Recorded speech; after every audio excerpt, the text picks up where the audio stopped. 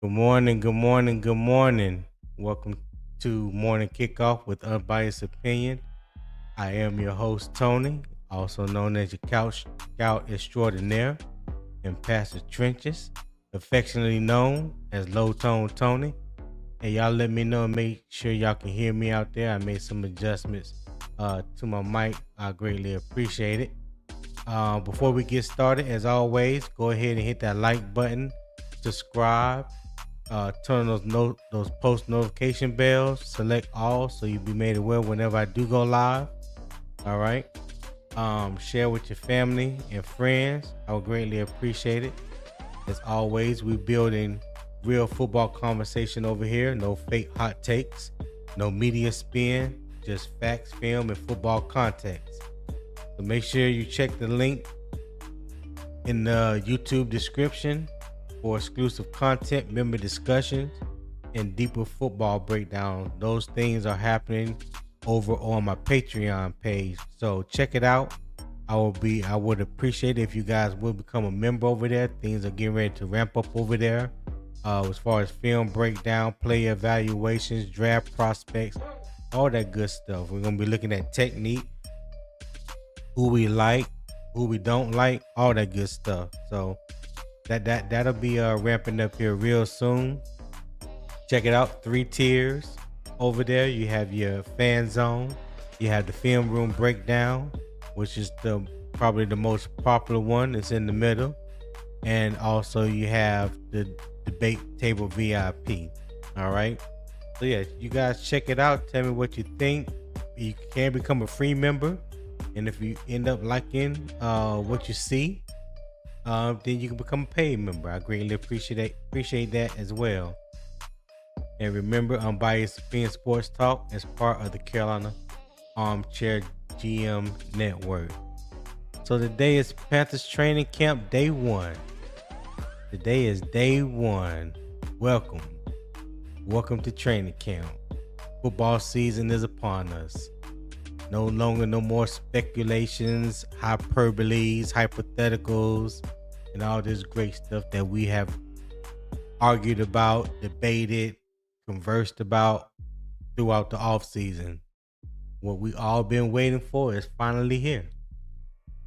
The season, the training camp is finally here. So all that nonsense, all that extra conversation can be put to bed, you know?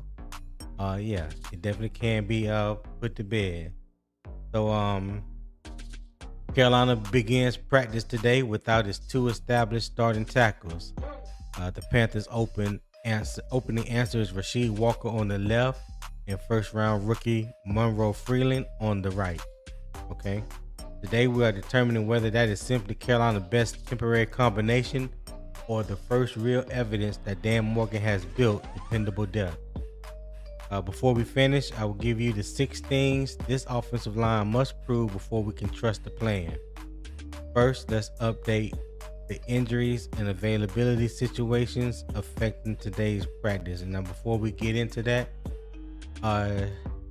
Candy Girl with the hand waves. What's up, Candy Girl? I appreciate it.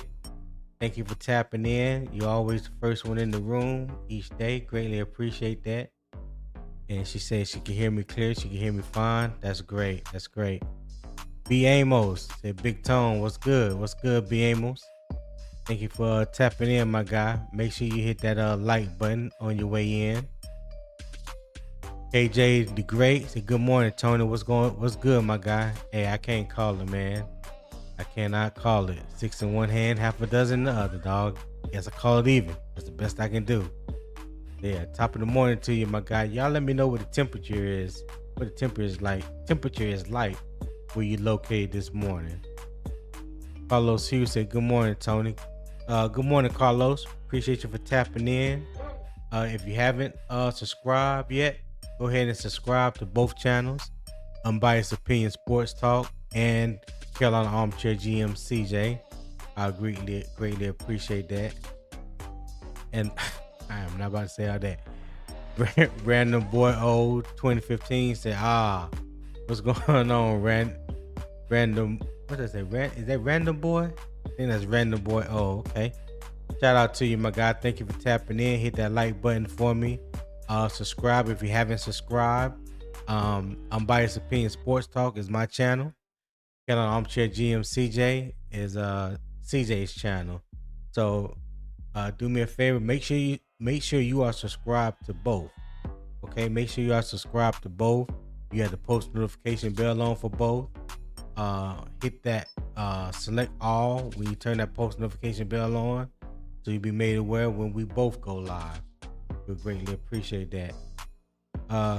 Tim Bollock says, good morning, LTT. 73 and cool and rainy in Hickory. And that's 2 days of rain, right, Tim? Appreciate you for tapping in, my guy. Hit that like button on your way in. I greatly appreciate it. Hey, if you haven't noticed, I did something a little different today.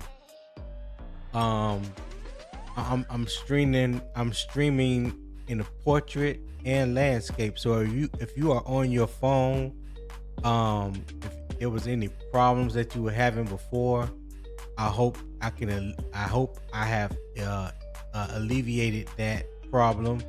So now if you are watching on your phone or listening to it on your phone, you actually have the right setup for the portrait mode on your phone. So yeah, that's something that I did different today. All right, let me drop the link.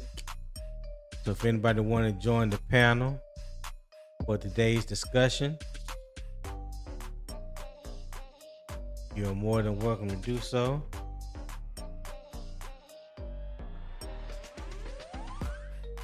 All right, there goes the link.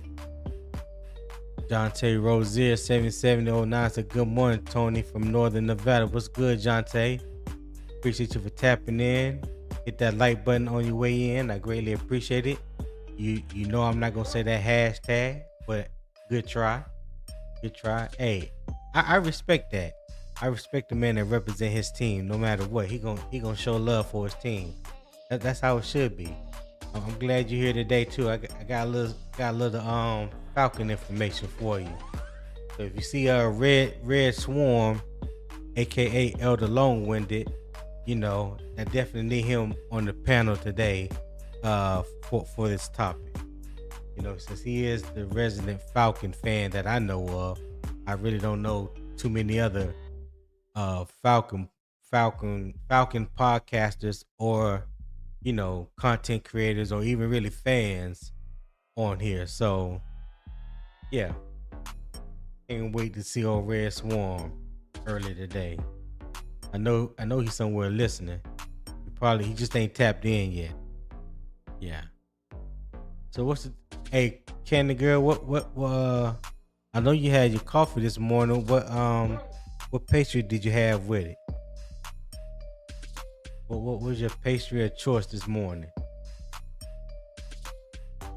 As you sit at the computer controlling the world behind that screen.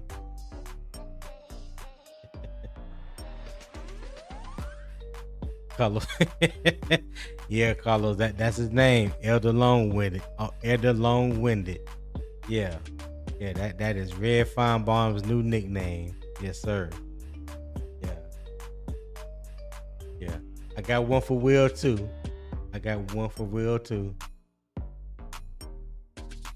Dante said, Red will pop in. Yeah, I know he will. Earl Locklear said, what's good, Tony? What's good, Earl? Appreciate you for tapping in this morning. And hit that like button for me. I would greatly appreciate it. Yes, sir. Soon as so I'll go through the injury and availability list real quick. Let me pull up my trusty slides here. All right. So yeah, we'll do it like this. We'll get into it like this. Let me pause the music real quick. So this is the daily injury and availability update. As most of you already know about Taylor Moton, he's on the non-football illness list. So is Ickey, Ekwonu, he is on the pup list. Player unable to perform. So those are the two major injuries that we are dealing with right now. Ickey's injury, we knew about that before this off season really got kicked off, so that's nothing new. Taylor Moton came out of left field a day or two ago, so that's something that that was new to us, and we found out the adjustments that Dan Morgan and the team has made since then. All right. And the other camp notes is we know about JC Horn. He's on the active non-football injury list, cut his toe while running and required stitches. Dan Morgan described his expected absence as a matter of days, giving Will Lee, Corey Thornton, and Shaw Smith Way additional early opportunities. Tershawn Wharton, we knew about his injury early in the offseason. He's on the pup list as well. Wharton underwent offseason neck surgery, and Carolina has not announced a return timetable. His absence creates additional opportunities within the defensive line rotation. And the new injury is Bobby Brown III, who is on the non-football injury list right now. So he's dealing with a mild hamstring issue reportedly suffered during an individual workout. The Panthers do not expect a long-term absence. Dan Morgan said he expect him back sooner rather than later. So that's good news. That is definitely good news. So we will see how soon Bobby Brown makes it back. So the conclusion of the injury report, Moton and Ekwonu are the two situations most likely to affect the regular season. Horn and Brown appear to be shorter term concerns, while Wharton's timetable remains uncertain, which we already knew that. If anything changes before we get deeper into this discussion, I will update it accordingly. Well, probably nothing breaking news or anything that would change, but I had to throw that out there. All right. And the girl said, "No muffin this morning, Tony. Just chicken, sausage, and tea." Hey, that's crazy that you said that.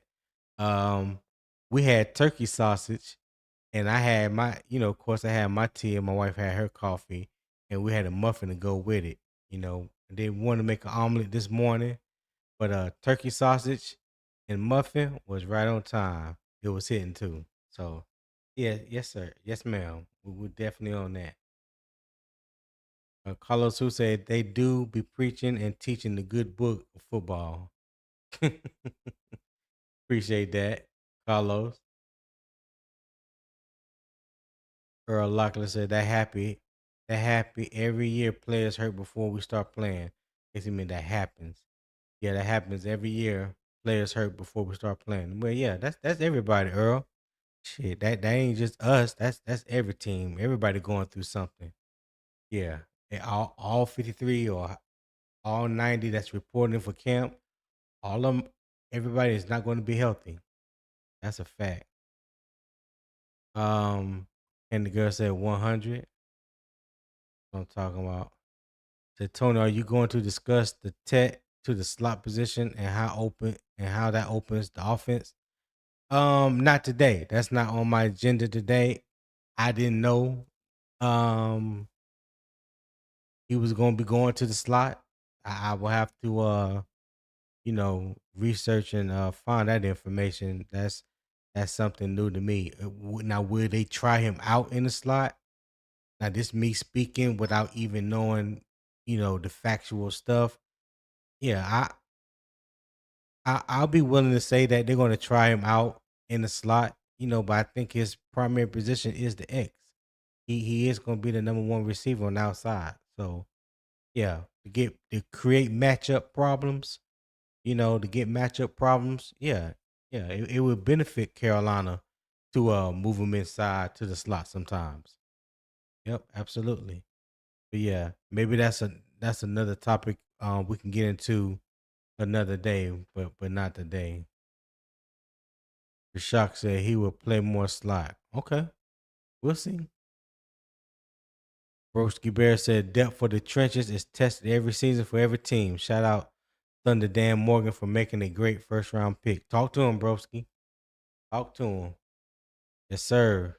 That first round pick looking more and more important. More and more important. Shock said they are going to use him to slot a little, use him in the slot a little more. Okay. All right. I wonder if Dave Canal is going to talk about that more this evening. Well, morning you guys time, but evening my time. Whenever he do a press conference today, I wonder if he's going to talk about that more. I'll be interested in finding out. All right. So as I said before, training camp begins today, and Carolina's tackle depth is already being tested. With Ickey out and Taylor Moton unavailable, Rasheed Walker will start on the left and rookie Monroe Freeling on the right. The plan makes sense on paper, but can this combination protect Bryce Young without limiting the offense, or is Carolina asking too much of Freeling too soon? All right. See what we got here. So practice at like 8:30. I do not know the exact practice time, Brashad. That I don't know. Carlos Sue said we have smart front office. Just let them cook. Exactly. All those things will get ironed out during training camp. All those things will get ironed out during training camp. Yeah. Hey, so if anybody got their phone near them, open your phone and click on the live on your phone and tell me how you like the setup. This is my first day trying the portrait layout. So trying to make it easier for people that do watch the stream, do watch the live on their phone. Hopefully the setup is to those who use their phone. I hope it's to their liking. Okay. Eternal said he was in the slot a lot in college. Not a lot. Eternal. He did work in the slot, but he wasn't there a lot. Rashak said I wish they had started Freeland at his natural left tackle position and put Walker at the right, but we will see. Well, I think they did that because Monroe Freeling has played right tackle and left tackle. Now he ended his career at Georgia on the left side. The final 18 games, I believe he started at left tackle, but prior to that, he was like a swing tackle at Georgia. So he has experience on the left and the right. And Rasheed Walker has never played right. So I think just because Monroe Freeling has played right, he has some muscle memory when it comes to the right side, So we'll see. We'll see. I'm just glad to see him get in the lineup. That's why I'm glad to see. I hate the way that it happened, but I'm glad that he has the opportunity to come in and do something productive right off the bat, and that Dan gave them, they seal of approval, if you will, to go ahead and announce him as the starting right tackle. So, but like everybody else, you got to go through camp. You got to earn it. Just because they gave it to you, don't mean they can't take it away. All right. Earl said, I like it. You talking about the portrait layout on the phone? I appreciate that, Earl. Ronnie. What's good, Ronnie? Thank you for tapping in. He said, give me the hand clap and the okay. All right, Ronnie, I greatly appreciate that. Carlos, you said, I'm using it now. It's cool. All right, Carlos, I appreciate that, man. I appreciate that. Ronnie, make sure you guys hit that thumbs up on your way in. Chuck said, I never can join the lives on that setup, but the other setup I can, but both are good. Okay. Yeah, I don't. This is my first time using it for Shock, so I don't know if you could join the live or not. Whichever setup is better for you, then use that, my guy. I did drop the link. The link is in the chat. If you want to come up and be on the panel. Ronnie said macaroni Tony. I don't start Ronnie. We listen in the circle. Rashad said, "Oh, I thought he was always a left tackle." You talking about Monroe Freeling? Now he started off playing right tackle. He was like a swing tackle his first couple years. There was injury, I believe, to the left tackle, and he stepped in and he started the final 18 games. After Freeling and Walker, who we got? We are screwed if they get hurt in the game. Brady might have to back up a guard. Well, we'll see. Reality. This is the day. This is the time of season when all that gets worked out, right? All that gonna get worked out within the next 2 to 3 weeks of training camp. All that's going to get worked out real soon. Turner said, "Oh, he gonna show why he took him first round. It better show." I'm with you on that one, Eternal. I'm definitely with you on that because I was pounding the table for us to draft Monroe Freeling. So for my sake, I definitely hope he pans out. The Walker is strictly a left tackle. He's light in the ass and isn't the greatest run blocker. No, he's not the greatest run blocker, but he is a pretty good pass pass protector. So I'm betting that's what we are hanging our hat on is the pass protection. Yeah. All right. All right. So let me put up the banner. So that's gonna be the topic for the day. So the first half is the decision. So I kind of switched it up a little bit, not doing topic 1, topic 2, or topic 3. So now you're gonna get the first half decision. I mean the first half, then you're gonna get the halftime, and then you're gonna get the second half. All right. That's how I'm labeling. That's how I have it labeled now going forward. That sound more footballish to me than just saying topic 1, 2, or 3. Yeah, so we're gonna go first half, halftime, the second half. You guys tell me what y'all think about that in the chat. Tell me what y'all think about that. Rashak said, but I finally caught you early. I'm still shaking the cobwebs. I'm gonna come up shortly. All right, Rashak. All right. So the first half is the decision. All right. Walker left, Walker on the left, Freeling on the right. Is this the correct opening plan? All right. So the facts first. Walker will begin camp at left tackle. Monroe Freeling will begin camp at right tackle. Freeling played primarily on the left side at Georgia. Moton will remain involved in help Freeling with the transition. Carolina has not practiced yet, so there are no legitimate performances or rotation conclusions. Okay. So to put some context behind that. Moving from left tackle to right tackle requires Freeling to reverse his stance, footwork, and pass set technique while developing communication with Robert Hunt.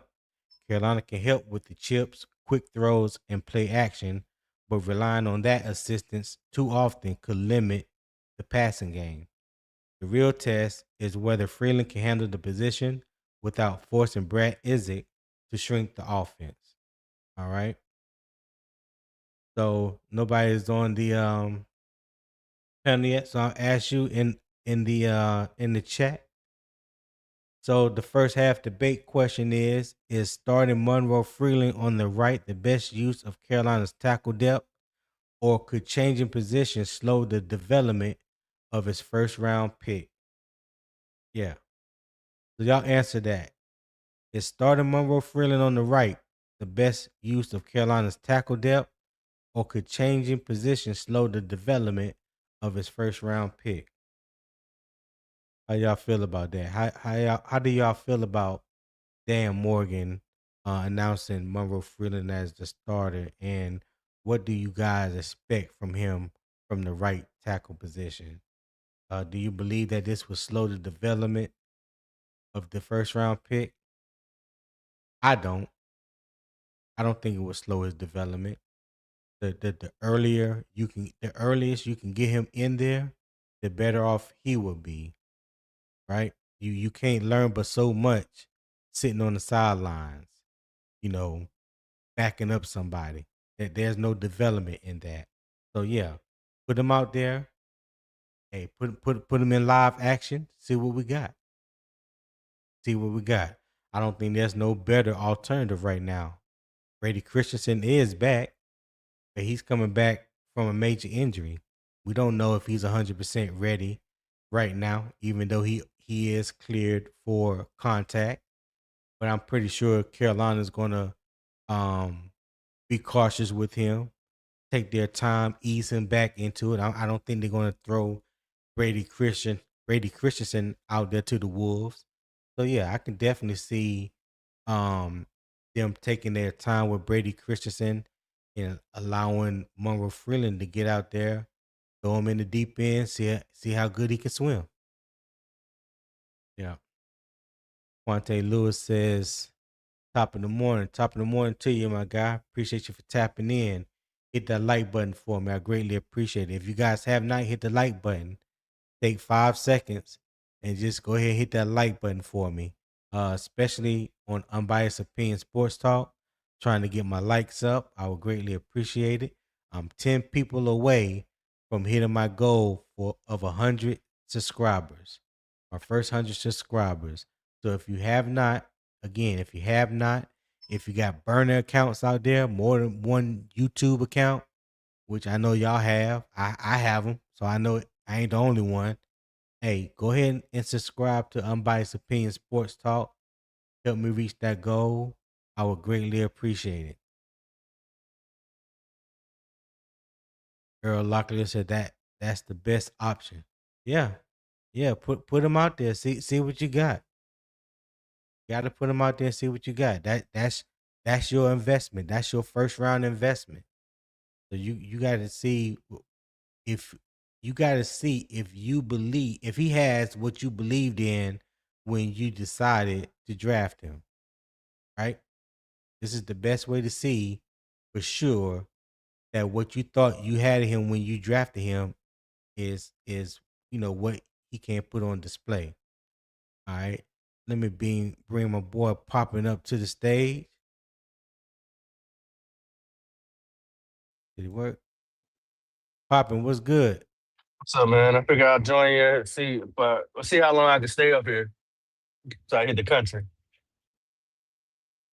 Yeah, What's going on, man? I appreciate you for tapping in this morning.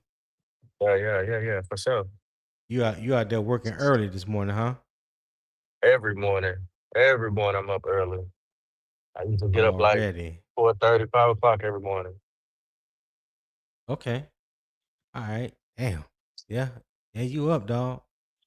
Yeah, Yeah, that boy out there going out there to cook the bacon for real. I ain't mad at you, Pop. absolutely. Boy, so I gotta chase the pig early in the morning. Oink, God oink, damn. oink. I like me some bacon now. Yeah. So the first half um is the decision. I changed it up. Instead of topic one, topic two, topic three. I'm going first half, then I'm going Hmm. halftime, and then I'm going second half, right?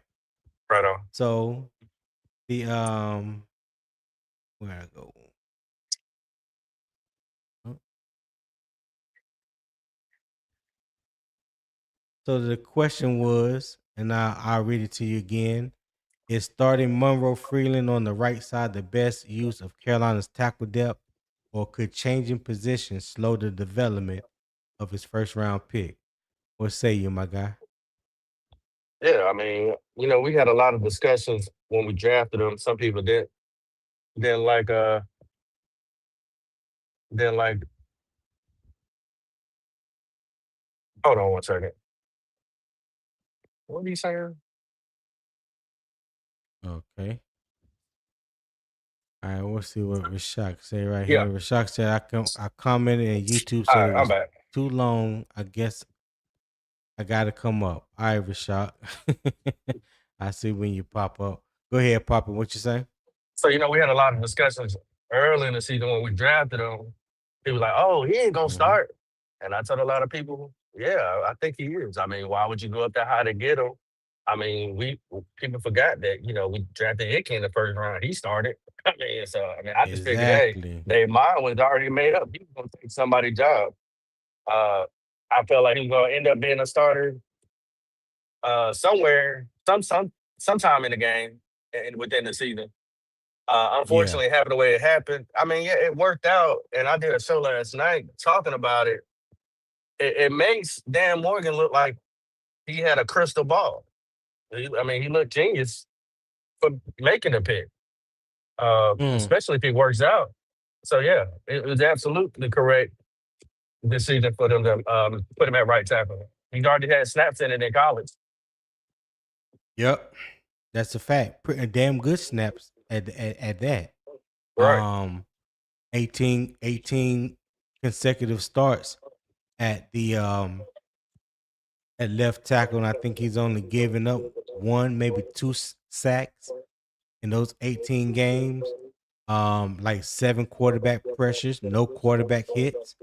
So when you could do that at Georgia, playing the kind of schedule that they play year in and year out, Hmm. um, he has experience playing against some of the best. So I don't have no doubt that he can that he won't be able to translate um To the to the NFL. NFL. I don't Yeah. understand why people Rish- are scared uh, with first round picks. I mean, I don't remember nobody saying no. Taylor Rose should sit. I mean, mm. I don't remember. You know what I'm saying? Like CMC should sit. Like, nah, bro, they Right. they they earned it. Obviously, you know what I'm saying? They made it to the big boy game. They got to get the experience. So I No, mean, you're this is right. what You're this is right. what they do it for. Who they babysitting them for? These are millionaires, man. They been making money. Let them go out there and show you, you know what I'm saying, why we took a chance on them. Right. I agree with you on that. Rashad, what's going on, my guy? Yo, what's up? What it do, Tone? PP? Pop, pop. What up with you, man? What up with you, man? What's good? Yeah, I told you I finally catch it early, man. I'm still kind of shaking out the cobwebs, but yeah, I'm ready. Yeah, Okay. I I know they start. appreciate it. Yeah, yeah, I know they start practice around like 8:30, 8:45 this morning. So yeah, I'm waiting on that to see the developments. But yeah, I'm listening. I'm gonna tell you right now, Rich. Now I live in Charlotte from here. It's raining right now. Them boys gonna get wet today. It's 100% raining. Mm. The dome not finished yet. No. Uh, not that I know of. No, I thought no, they it's had like a not. little No. dome, or they tore it down. No, they tore that dome down in order to build Oh, the indoor practice facility. Yeah, they Yeah. oh, outside. Well, okay, okay, yeah. they didn't tear it down. They donated to somebody. I forgot who they donated to, but yeah, the dome been gone. Oh, Hmm. okay, okay. Yeah, their ass will be soaking wet today. No, please tie Oh, up them hamstrings, them ankles, whatever it is, tape them up. Lord, we don't need to hear nothing else. Well, it's the first day, so it's gonna be pretty light. You know what I'm saying? I definitely don't expect anything strenuous or anything like that. So it'll be a light day. It'll be a light day. So Rashad, yeah, first day. let me ask the question again, and then you can answer it. Is starter Monroe Freeling on the right side the best use of Carolina's tackle depth, or could changing positions slow the development of the first round draft pick? Like I said in the comments, man, me personally, I would rather him. I mean, I like the cross training, but Yeah. knowing that, knowing that Moton is probably going to be out like at least the first 4 weeks, I would have took the veteran who's been in the league longer, and he's only on a 1 year deal. I would have started him Right. at right tackle, well, at least at camp, and let Freeling ease him easily at the left tackle just to see how he does, to make him more comfortable. I would have left Freeling at the left at least to start, and I would have cross trained him just like that, but I would have started him out at left tackle. But I mean, put him at right tackle. I didn't know he played like swing tackle in college. I thought he was Strictly left. specifically left tackle. Yeah, strictly left tackle. Yeah. So I mean, Mm-hmm. he could be like a Jordan Gross type that start off at right tackle, and then whenever Walker, he's only a 1 year deal, so whenever he leaves, he can go back to his natural position. But I mean, I don't Hey, think it will. I don't think it will be that much of a difference from left to right. But I would have started him at left, to be honest with you, and put Walker at quick right since question. he's I, more of a I'm veteran. I'm glad you said that because I don't know if many Panther fans remember Jordan Gross started out as a right tackle. Do you know? Do you remember who was the left tackle at that time? Was it Stussy? Yep, No, no. Todd Stussy. Oh, yeah. No, you right. Okay, yeah. Yeah, Todd Stussy was the left tackle at that time. Jordan Gross took over for Uh-huh. Todd Stussy later on in the season. Yep, sure I no, did. no. My I man, think look he. look I look at think he. Rashad. I think.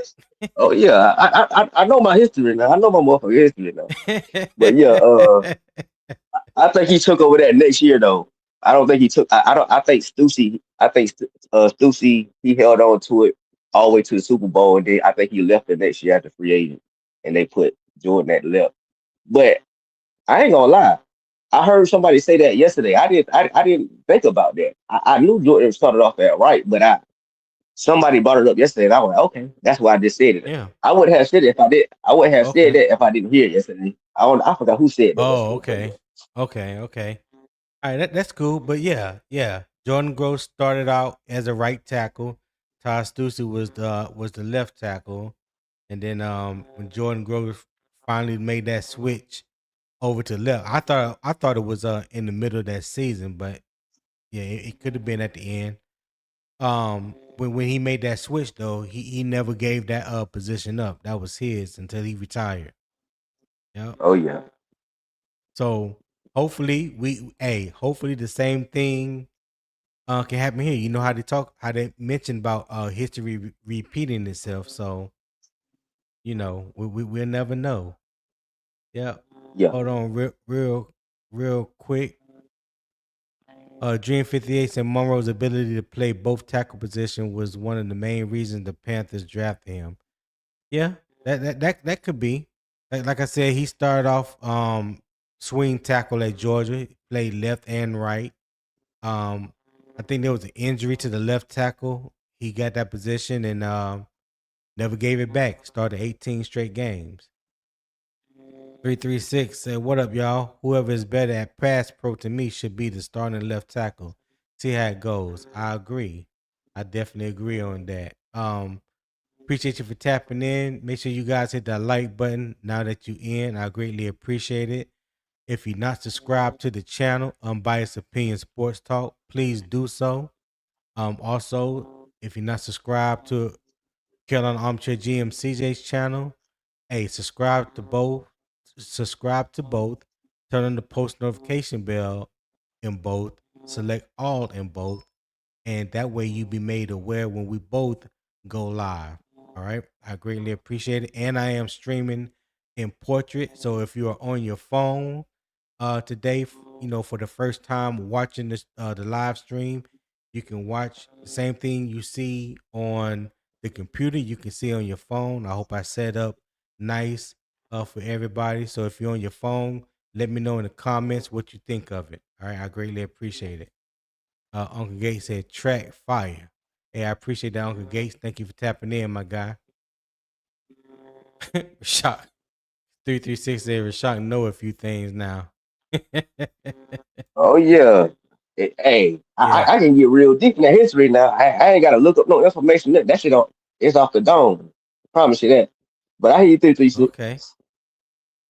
Uncle Gates said need to see if Cali Blue can beat that beat up. Okay, let me find out.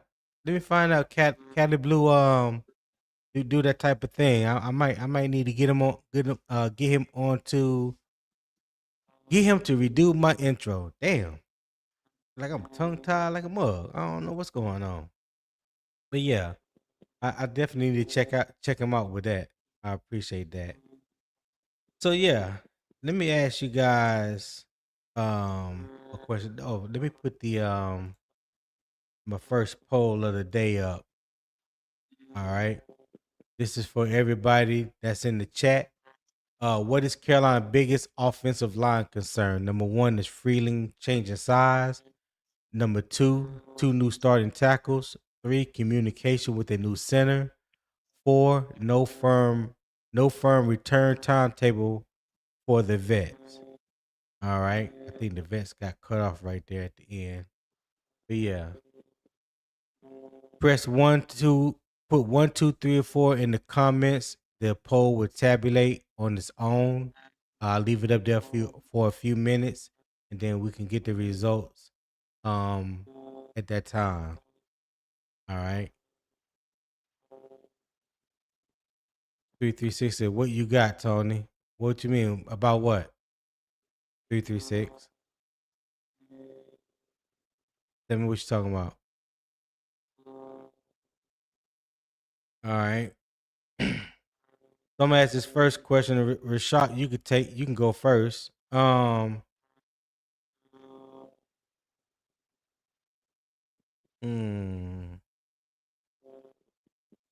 How much protection help can the offense provide without becoming predictable?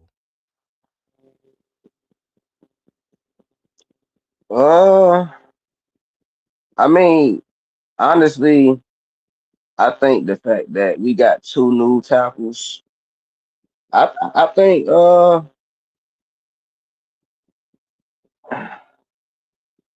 put it like this: we got two new tackles, so I don't think we are. I don't think we can be predictable based off the fact that we got two new offensive tackles. We have a new offensive coordinator. You know what I'm saying? It's for me. That's kind of it's kind of hard for me to really answer that question. But I do think that based on the fact that we got an offensive coordinator, two new tackles, I Yeah. don't see much being predictable with that with those tackles because both of them are new, both of them are learning. So you know, we shall see. We shall see. Okay. What you think, Poppy? All right. So the question was, how Hey much Tom, I'll be protection? right back. Yeah, I ain't gonna. I'm about to go make some coffee right fast. I'm still here though. All right. Go ahead, Poppy. Hey, Tom, is there any way you can turn his mic down a little bit?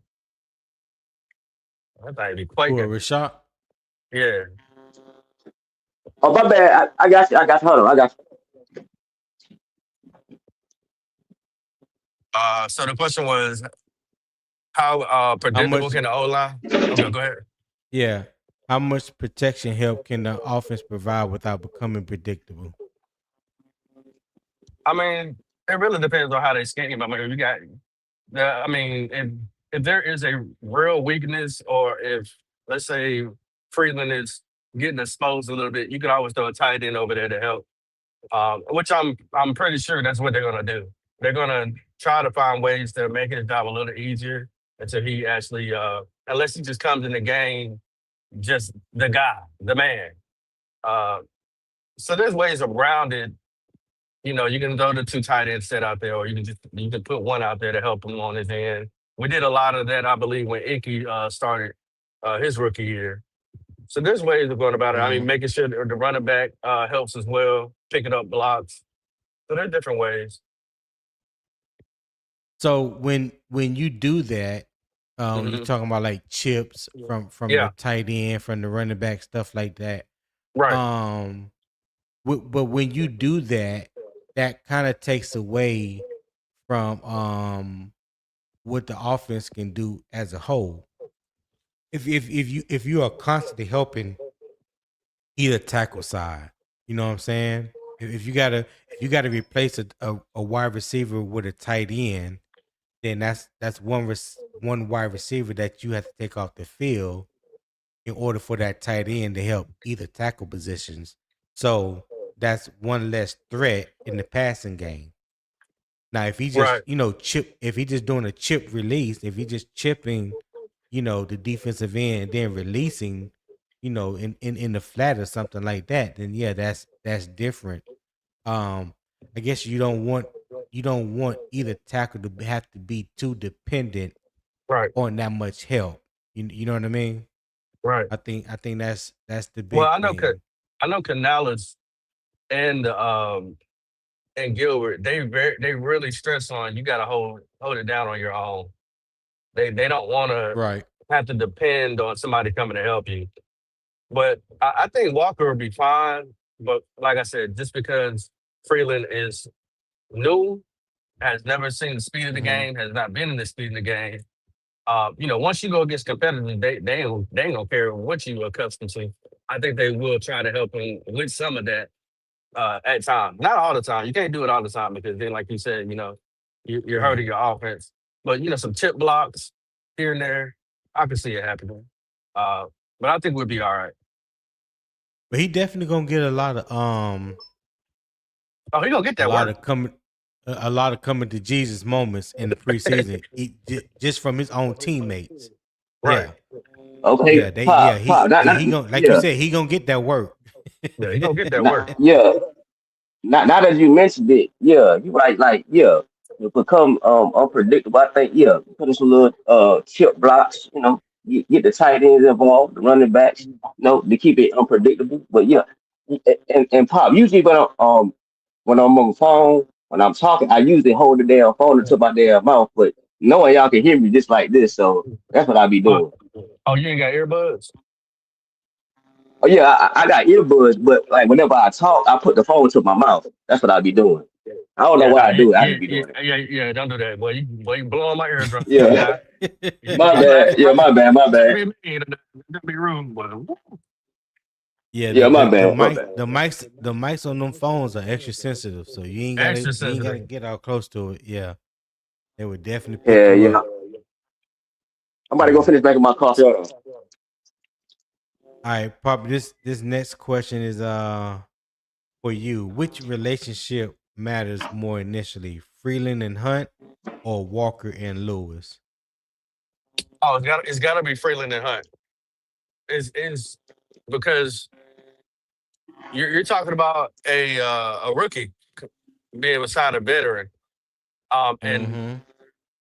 being on that side, I mean, he has to know what Robert Hunt is thinking. He has to know what everybody's thinking. You know what I'm saying? But Robert Hunt is pretty much his his uh his guider, his guider. He's gonna be able to guide him on what's going on, what he's seeing. Damian Lou and Walker, you're not gonna have a problem over there like that because they're veterans and they're good on linemen. They'll be able to Right. figure it out the situation quick. Monroe ain't seen nothing yet. I mean, wait till you put Derrick Brown in front of him or something like you never know they might do something crazy just to see what his reaction gonna be. Wait till he gets in front of a Right. Princely who's a speed edge rusher. Are you gonna be able to adjust to that? I mean, like, so there's so many things that he's gonna be able to be a sponge with Walker. I mean, with Hunt being there, that's the most important. The lingo, the setup, everything. I mean, the hand motions, everything is the most important. Yeah, he definitely gonna get that baptized by fire. Ain't no doubt about that. Who you think gonna give it He to gonna him get first, though? baptized by fire. I don't know. That's hard to say. First day of practice, you're probably gonna see somebody. I hear myself talking on somebody's phone in the background. I don't know if that's popping or a shot. No, I can't. I'm driving. I can't have both Oh, up. Yeah, I um, think that's a shot. you know what? Probably Nick Scorton. But Nick Scorton comes off on on the right tackle side. That's what I was thinking. Oh, more often than not. But I think they're gonna switch back and forth. Like I said, he gonna get like you said, he gonna get that work. He gonna get baptized by fire.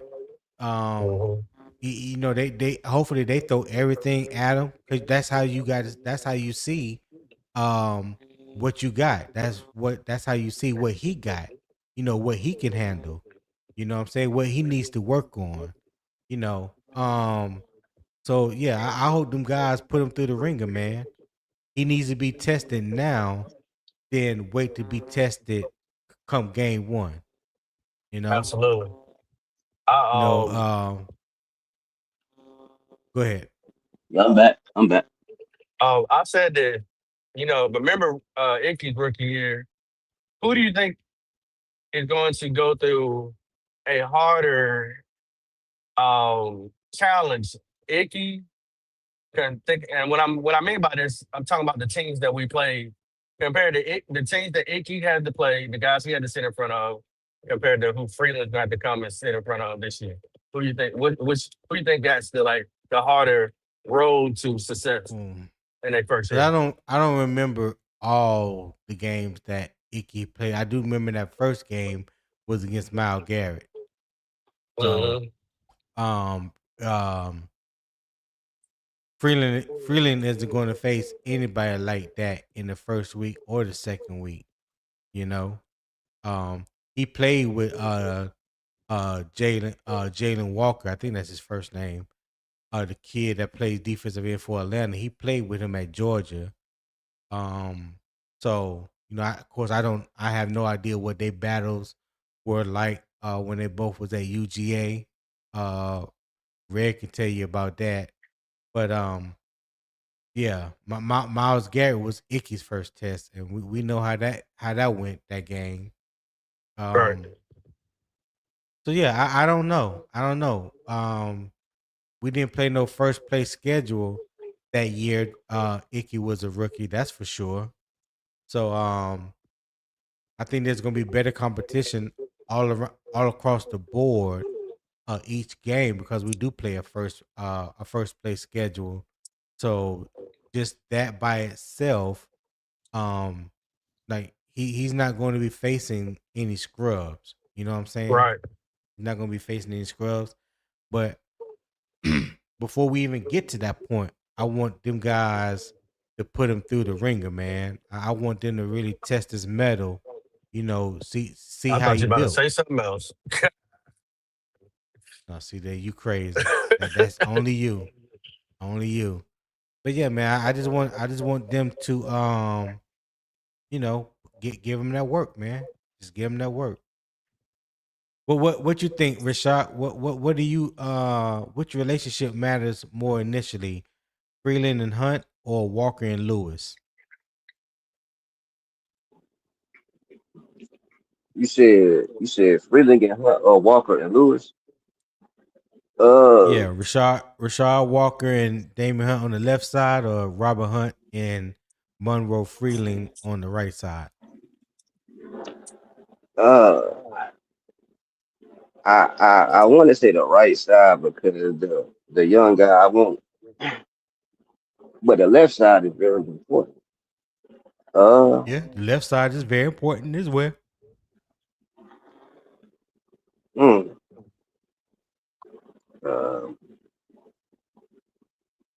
mm. Yeah, think about that a little bit. Um, Go ahead, take I, time. I, Let them use you. I, I'm gonna just say I'm gonna I'm gonna just say Walker and Lewis based off it being the left side, the blind side. I would say the left side. I want to say the right Okay. side, but I'm gonna say left just because it's the blind side. I don't think you can go wrong with either side. Um, because they both important. Like you said, especially the blind side. Um, Rasheed Walker has never protected Bryce Young. He's never worked with Damian Lewis. So that the communication between that tackle and guard is just as important as the tackle and guard on the right side. Now I would lean a little bit more towards the right because Robert Hunt just coming off an injury and Monroe Freeling is a rookie. You know what I'm saying? So I think that communication, getting used to one another, Robert Hunt helping Freeland out as much as he possibly can. I think that's going to be paramount to the success of Monroe Freeling. Um, Taylor Moton being there to help him through this process, that's gonna be beneficial. You know what I mean? So it's not like he's just out there by himself, swimming without without no life jacket or what have you. But he definitely got some help.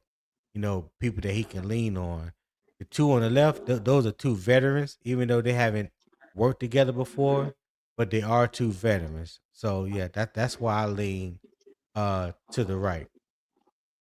So my last question on this is right tackle the best immediate position for Freeling?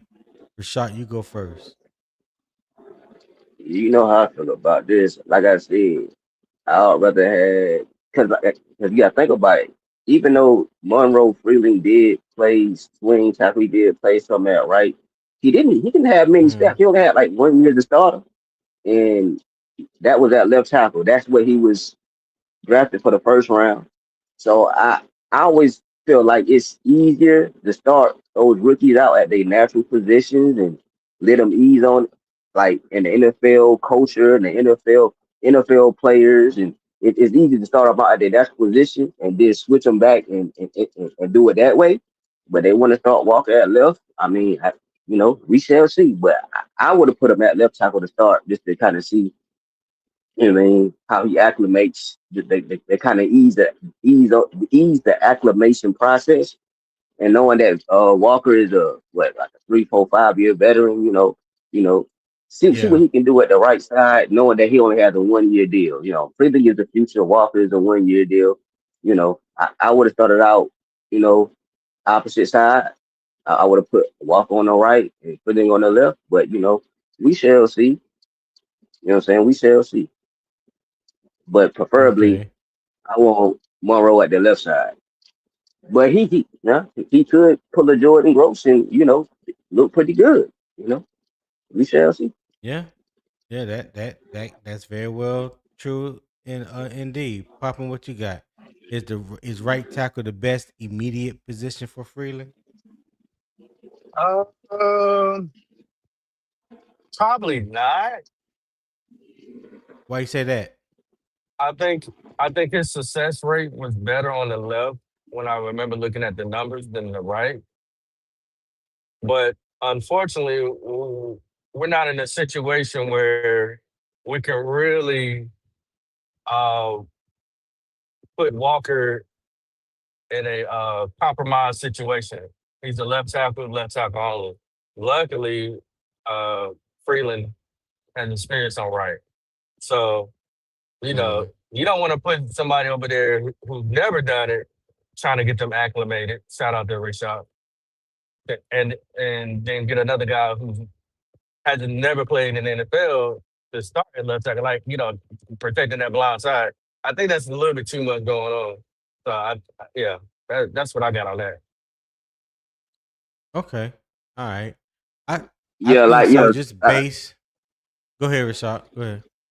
yeah, like I was saying, like yeah, I think it would have been a little bit easier on Monroe if they had just said, you know what, we're gonna start short at right tackle. Now I understand Walker; he's been a left tackle all his life and all this, but I feel like him being a veteran, like they cross train everybody else. They can cross train Walker too. I mean, he's on a 1 year deal. You know what I'm saying? But we shall see.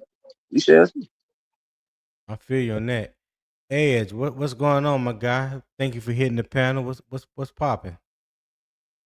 No pun intended. Edge, can you hear me? Yeah, my bad. I can hear you, man. I just got beat by the mute button. That's all. Nothing new. What's going on, man? Not much, man. Just had to catch y'all on this morning. Just to figure out what's going on, what we're talking about. I see we talking about the offensive line. We got problems there already, and it ain't even training camp yet. Oh, Oh, it's training Mm-mm. gone. camp. Oh, I know, Oh yeah, but they ain't put pads yeah. on yet. So let me go back and ask you the first initial debate question. Is starting Monroe Freeling on the right the best use of Carolina's tackle depth, or could No, changing position slow the development of his first round pick? It could definitely slow his development, especially since he hasn't played much of right tackle at all, if any. Mm-hmm. So that can definitely be a kicker right there. And not only that, has he played much right tackle in college at Georgia? He did his first 2 years. He was like a swing tackle. He played some left and right. Albeit most of it was like backup roles. I think maybe he got a start here and there. Injury happened on the left side, and he became a left tackle and started the last 18 games of his career there. So yeah, he got a little bit of experience on the right side as well. Hmm. Okay, because I think I know around that right. I figure around that time frame he has been going up against actual like NFL player players in Mm-hmm. college and everything. So yeah, he definitely has that. But doing this right off the bat, I wouldn't do that. I prefer to have Brady Christensen right there instead of Monroe Freeling. Because Brady But you talking about Christensen, Brady? Go ahead.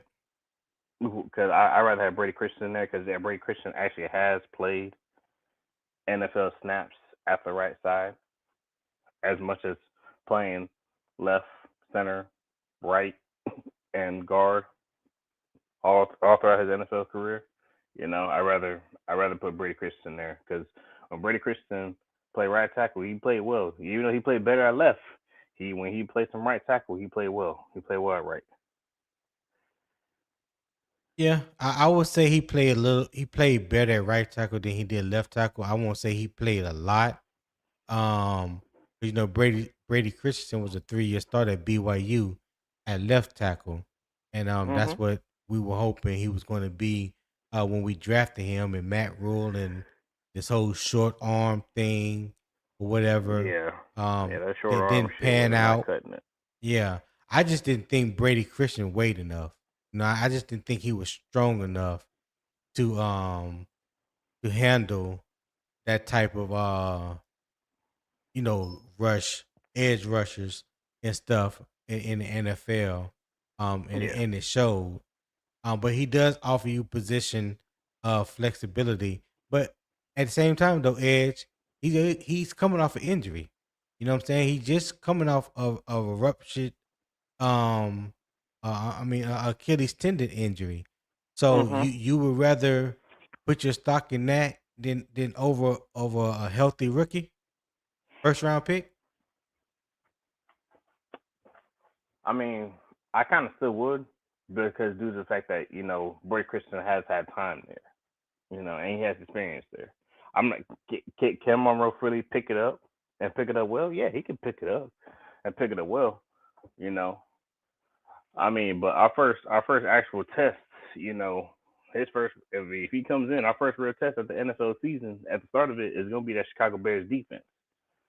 I mean, their defensive Okay. line wasn't what their defensive line was good, but the secondary was better. Because of what their defensive line could do. I mean, Mm. last time I checked, Chicago Bears secondary was first in takeaways, I believe. Last season was first in takeaways, I believe. Last season, Um, if I'm not I'm mistaken, not sure. Yeah, I don't I'm not remember. I'm not mistaken because they was hyping on that they was hyping on that all last season besides Caleb Williams. They was hyping on that defense, especially the secondary part. You Mm. know, but yeah, I mean that's gonna be a real test. Be a real test for them. Okay. Hey, shout out to Reality Beats 11 for the 4.99 super chat.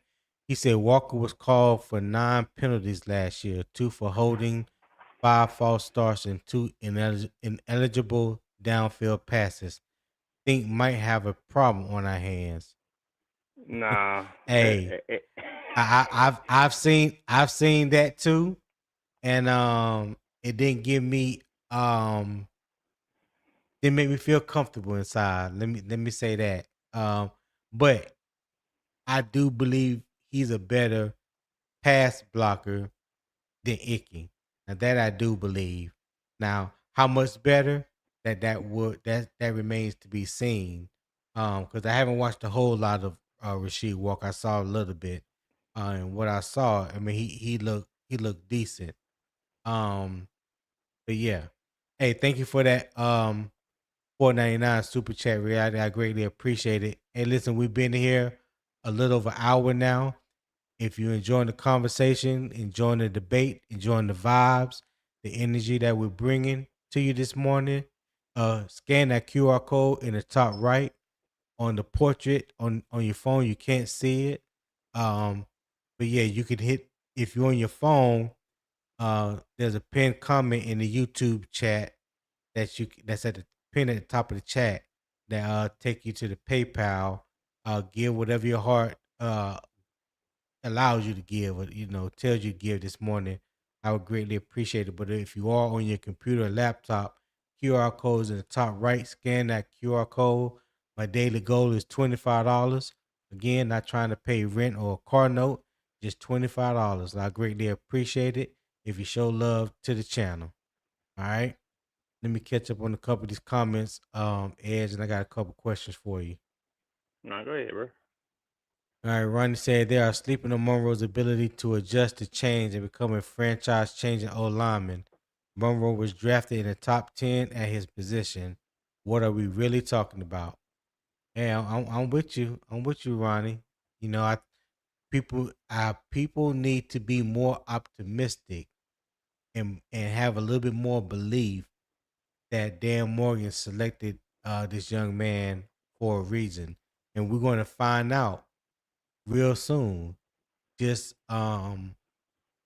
just what hopefully that he's able to give us what Dan first saw in him and made him a first round draft pick. So yeah, I think we should be more leaning towards more of the positive side and what he can do, and not talk about what he possibly can't do. Yeah. So I'm with you on that one. Rockstar Report. Shout out to Clay. Say good morning, fellas. Good morning, my guy. Appreciate you for tapping in. Make sure you hit that like button. You too as well, Ronnie. I greatly appreciate you guys tapping in. Hit that like button for me. All right. NH official said, "Don't think the Bear pass rush is that good." Well, I think they upped the pass rush a little bit. I know they got Montrez Sweat, and I think they got somebody in the offseason to play opposite side of him. I don't remember exactly who that is, but yeah, I think they made some slight upgrades to their defensive front four. All right. Zip said, "Good morning, Tony." Hey, good morning, Zip. I appreciate you for tapping in. Hey, how you like that portrait mode on your phone, my guy? Tell me how you like the portrait mode. I greatly appreciate it. And make sure you hit that like button as well. All right. Make sure you hit the like button. But yeah, Edge,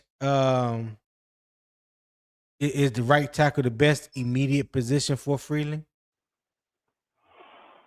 I mean, I'd rather keep him at left, but we need to start him. But if we need to start him at right, we can start him at right. But Right. I'd rather have Brady Christensen there. I mean, I get, like I said, the guy's a rookie. I get it. He needs to get his shine and lick somewhere. He needs to pay his dues somewhere. But you know, I'd rather have some experience over there. Now, if he shows out and he plays well during camp, cool. All right. He plays well during camp. All right, cool. Bet. Let's see how he does during the preseason. You know, Mm, and and the reason why I bring this up with preseason, I've always been an advocate, for having preseason because everybody knows what the preseason was about back in the day. You had 4 preseason yeah. games. Your first one was your first game was always freaking. Your starters play a whole your starters play a whole freaking half. And then you bring in your rookies, and then the next 2 games were just you start dialing back your starters more and more, and have the rookies start playing more, and then that fourth game, everybody knows, hey, one drive for the first team, and that's it if you score or not. hey, after that first drive, hey, you're gonna have the rookies in there. You're gonna have the guys who are trying to make the team on there, and then you got guys who you got to see who has potential. All those guys that's in that category group play the whole rest of the game throughout throughout throughout, Mm-hmm. throughout, throughout the rest of the season, and then that's where you can figure out. That's where you can tap in. You kind of figure out who got it, and the more you start seeing, and the more of the players that you start seeing on those teams during that preseason are the ones that you're like, okay, all right, he's gonna make it. But then you start seeing names that you haven't seen before. You're like, who? Hold up, why is he here? Okay, Okay, Right. he's gonna get his shine. He's gonna get some playing time. All right, cool. We got to see what he does. And then you start hearing about guys like, hey, this is his last shot. Either he get it or he don't. You know. Mm. And now with them trying to add more games, bucket revenue and everything like that, with the Netflix and all that stuff, now they want to add a game, take away preseason now, and Yeah. with this being happening, now look at the position that we're in right now. Our offensive line is already getting hit, and we haven't even touched the Hall of Fame game yet. We haven't touched preseason yet, and now we're at a task, and now we're not at a disadvantage. We're more out of like a sitting like a controversy where we're like, damn, that fourth preseason game could have kicked in and helped out a lot, especially if we need to see what he can do. You know what I'm saying? Mm-hmm. Well, we So, got 4 preseason games this year, so well, he yeah, so he did he definitely we do. benefits for having an extra preseason game. I mean, yeah, we do because of the Hall of Fame game. If we didn't have the Hall of Fame game, we only had three. Right. We only have three. So we got lucky that we had four. We got real lucky. We got four. But Okay. I mean, we're gonna see what he does. Against against the other teams that we had, against the other teams that we had going off during preseason. And I know what some people say in the chat. Well, preseason is just preseason. Preseason is not that important. No, preseason can actually be important because preseason can tell you who you think is gonna make the team and who doesn't have a chance to make the team. You know, and not only that, preseason also will show you and tell you, if this guy can't work here, we can definitely put him here. But this team is also looking at him as well. Should we keep him or should we cut him? And if he survives the waiver wires, we can always bring him back. You know, so Mm-hmm. you also gotta look at it from that point of view. You know, Got you. Got you. Shout out to SC Panther Boy. Say what's up, Low Tone. What's going on, my guy? Appreciate you tapping in this morning. I greatly appreciate it. Hit that like button for me. Rob Star Report. Clay was good. He said his college career at Georgia, he played 257 snaps at right tackle between 2023 and 2025. Also, let's not forget they had him practice this spring at both positions. Yes, he has played at both positions during the spring. I don't really count that. Don't you know what I'm saying? Ain't no pass, ain't nobody really getting down and dirty in the trenches or whatever. Um I think that's different than having the pads on. And you're right, he did play like 200 and something, 257 snaps at right tackle, but that was mainly his first 2 years. His last year and a half, the last 18 games, he played it primarily left tackle. Yeah, left tackle. All right. Eternal also said contract year, rookie line not in his natural position. Robert Hunt coming back off injury, new center, possible rookie center. Oh yeah, this offense will be tested on so many levels. Yeah, you right. You right. You're absolutely right. No lies detected. Cyber 21 said, good morning. Good morning, my friend. Appreciate you for tapping in.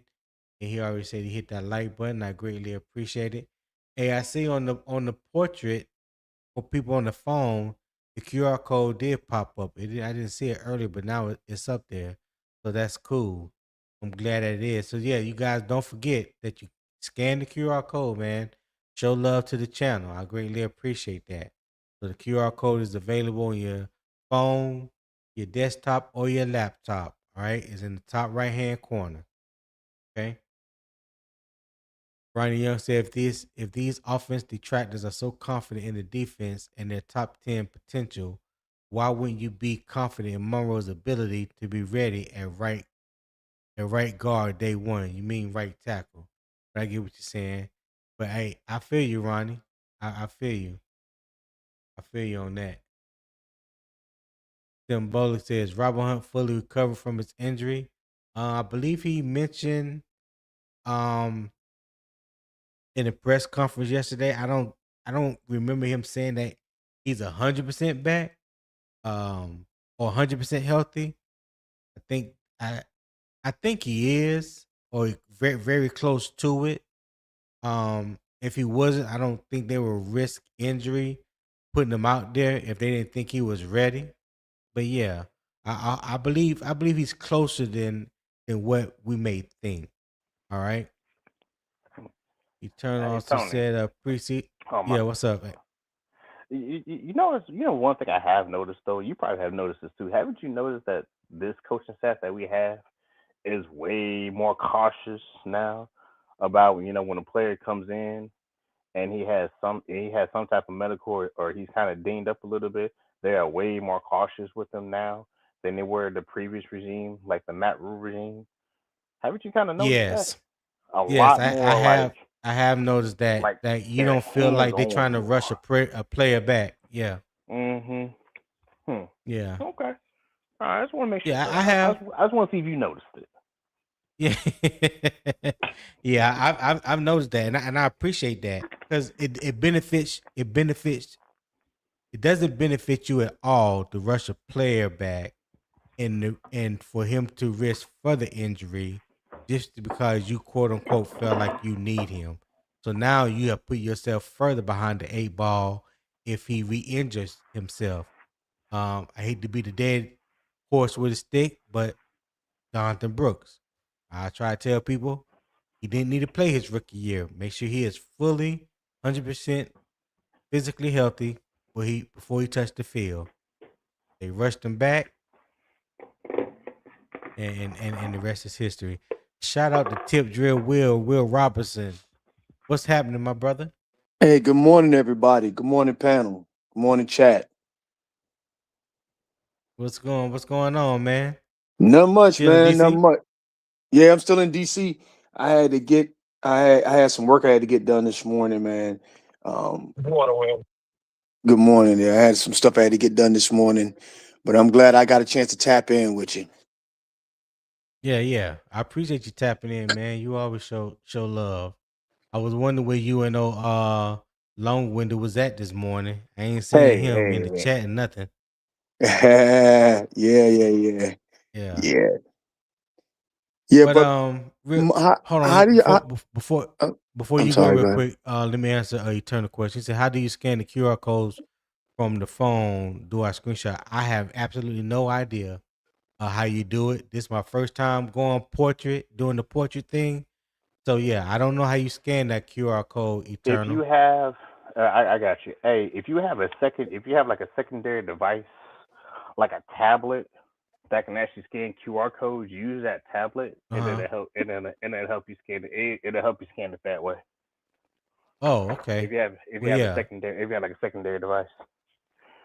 Well, listen to Edge because I ain't know that. I ain't know that. So yeah, there you go. Eternal. I appreciate it though. And he also said, Ronnie, a top 5-10 defense don't mean nothing if the offense can't do nothing. Don't you love bringing up CJ Stroud's situation? Okay, that's between him and Ronnie. I'm gonna leave that alone. But go ahead, Will. What you was gonna say, my brother? Yeah. How do we know that Monroe Freeling wasn't always brought in to be a right tackle? Well, I don't think he was initially brought in to be a right tackle. If I'm remembering correctly, when they selected him, um, then that press conference after the first day of the draft, if I remember correctly, he mentioned that because we had injuries at the left tackle, because remember at that time the only left tackle on the roster was Stone Forsythe. Taylor Mhm. Moton was still on the right. Ickey hurt. So I think Dan probably felt just how we felt about Stone Forsythe. So yeah, I don't think No, he was brought in we had initially Rasheed. to play We left had tackle. Rasheed before we drafted Freeling. We had Rasheed was on the roster. Yeah. You're right. Yeah, you're right. I thought Yeah. Forsythe was brought in to be a center. No. Forsythe was brought in to be a tackle. Stone Fold I was don't- brought in to be a tackle. Yeah. Okay, I cool. don't think he's ever played center. Yeah. Yeah. Yeah. The I guy mean, when from you I'm talking about the guy from Jacksonville. They brought it from Jacksonville. Oh, Luke Or am I getting? Fortner. That's who you talking about. Lou Okay, Fortner. Yeah. okay. So okay. Yeah. I got my line confused. All right, good to go. Yep. Because you got to think. I mean, him coming in and competing for left tackle for the left tackle position seems logical, right? But also from an economics perspective, somebody was going to have to be the right tackle after the season. Yeah. I mean, Some when and you and put it like that. and number one and number two, I think that our guy Brant Tillis and Dan Morgan said you have to get younger and less expensive at position groups. And our Right. most expensive position group is O-line. Yeah. So somebody was, either they was going to have to pay Ickey and move Ickey to right, or bring somebody in to play right tackle. And that's not easy. You can't find, right tackle's not walking around the neighborhood. You can just go and, grab a guy from the loading dock and give him a helmet. You know what I mean?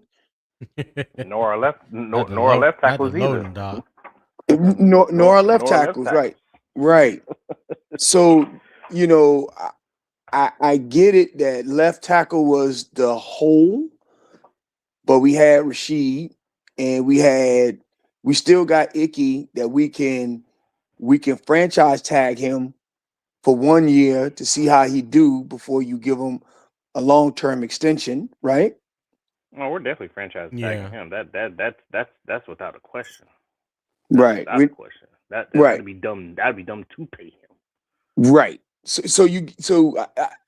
just, I don't know. I'm just trying to add a little wrinkle into the conversation that maybe this was potentially a option all along. Okay. Hey, shout out to Ronnie B for the 30 gems. I don't know what that is. That's on CJ's channel. Yeah, I don't know what that super chat is.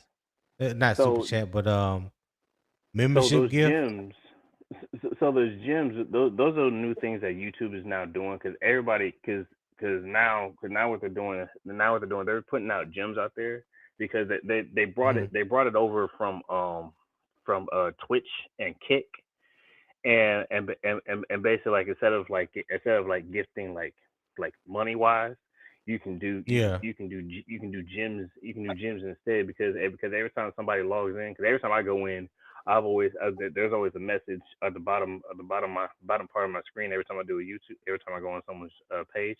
It says Yeah. redeem your free gyms here, and and you can use those to put out for memberships as well. Right. And Oh, it's okay. boosted algorithms. It boosts the algorithm. So instead of just hitting the Fast. like button, you give Yeah. 30 gems, you boosting that person's algorithm. So that Oh. so it's saying, hey, not only did I like this guy, not only did I like the stream, but I use some of my gems to let everybody know I really like this Got stream. you. Yeah, Right. yeah. Like, Got you. hey, Got you. check this guy out right here. Yeah. Yeah. Got you. Okay. But Hey, I I appreciate that, believe you have to Ronnie. be. I believe you have to be a member. I believe you have to be a member in order to use them Well, because yeah, because you can get them without being a member. But I think in order to use yeah. them, you have to be. I think you have to be a member.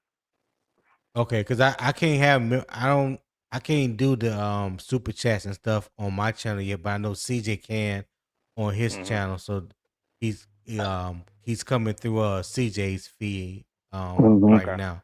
But either way, Ronnie B, I definitely greatly appreciate that, my guy. Thank you for looking out. Thank you for the 30 gems, and it says clutch. All right. Tell say he was battling Walker. Will stop it. I just said that I was trying to just provide a different context. See what I mean?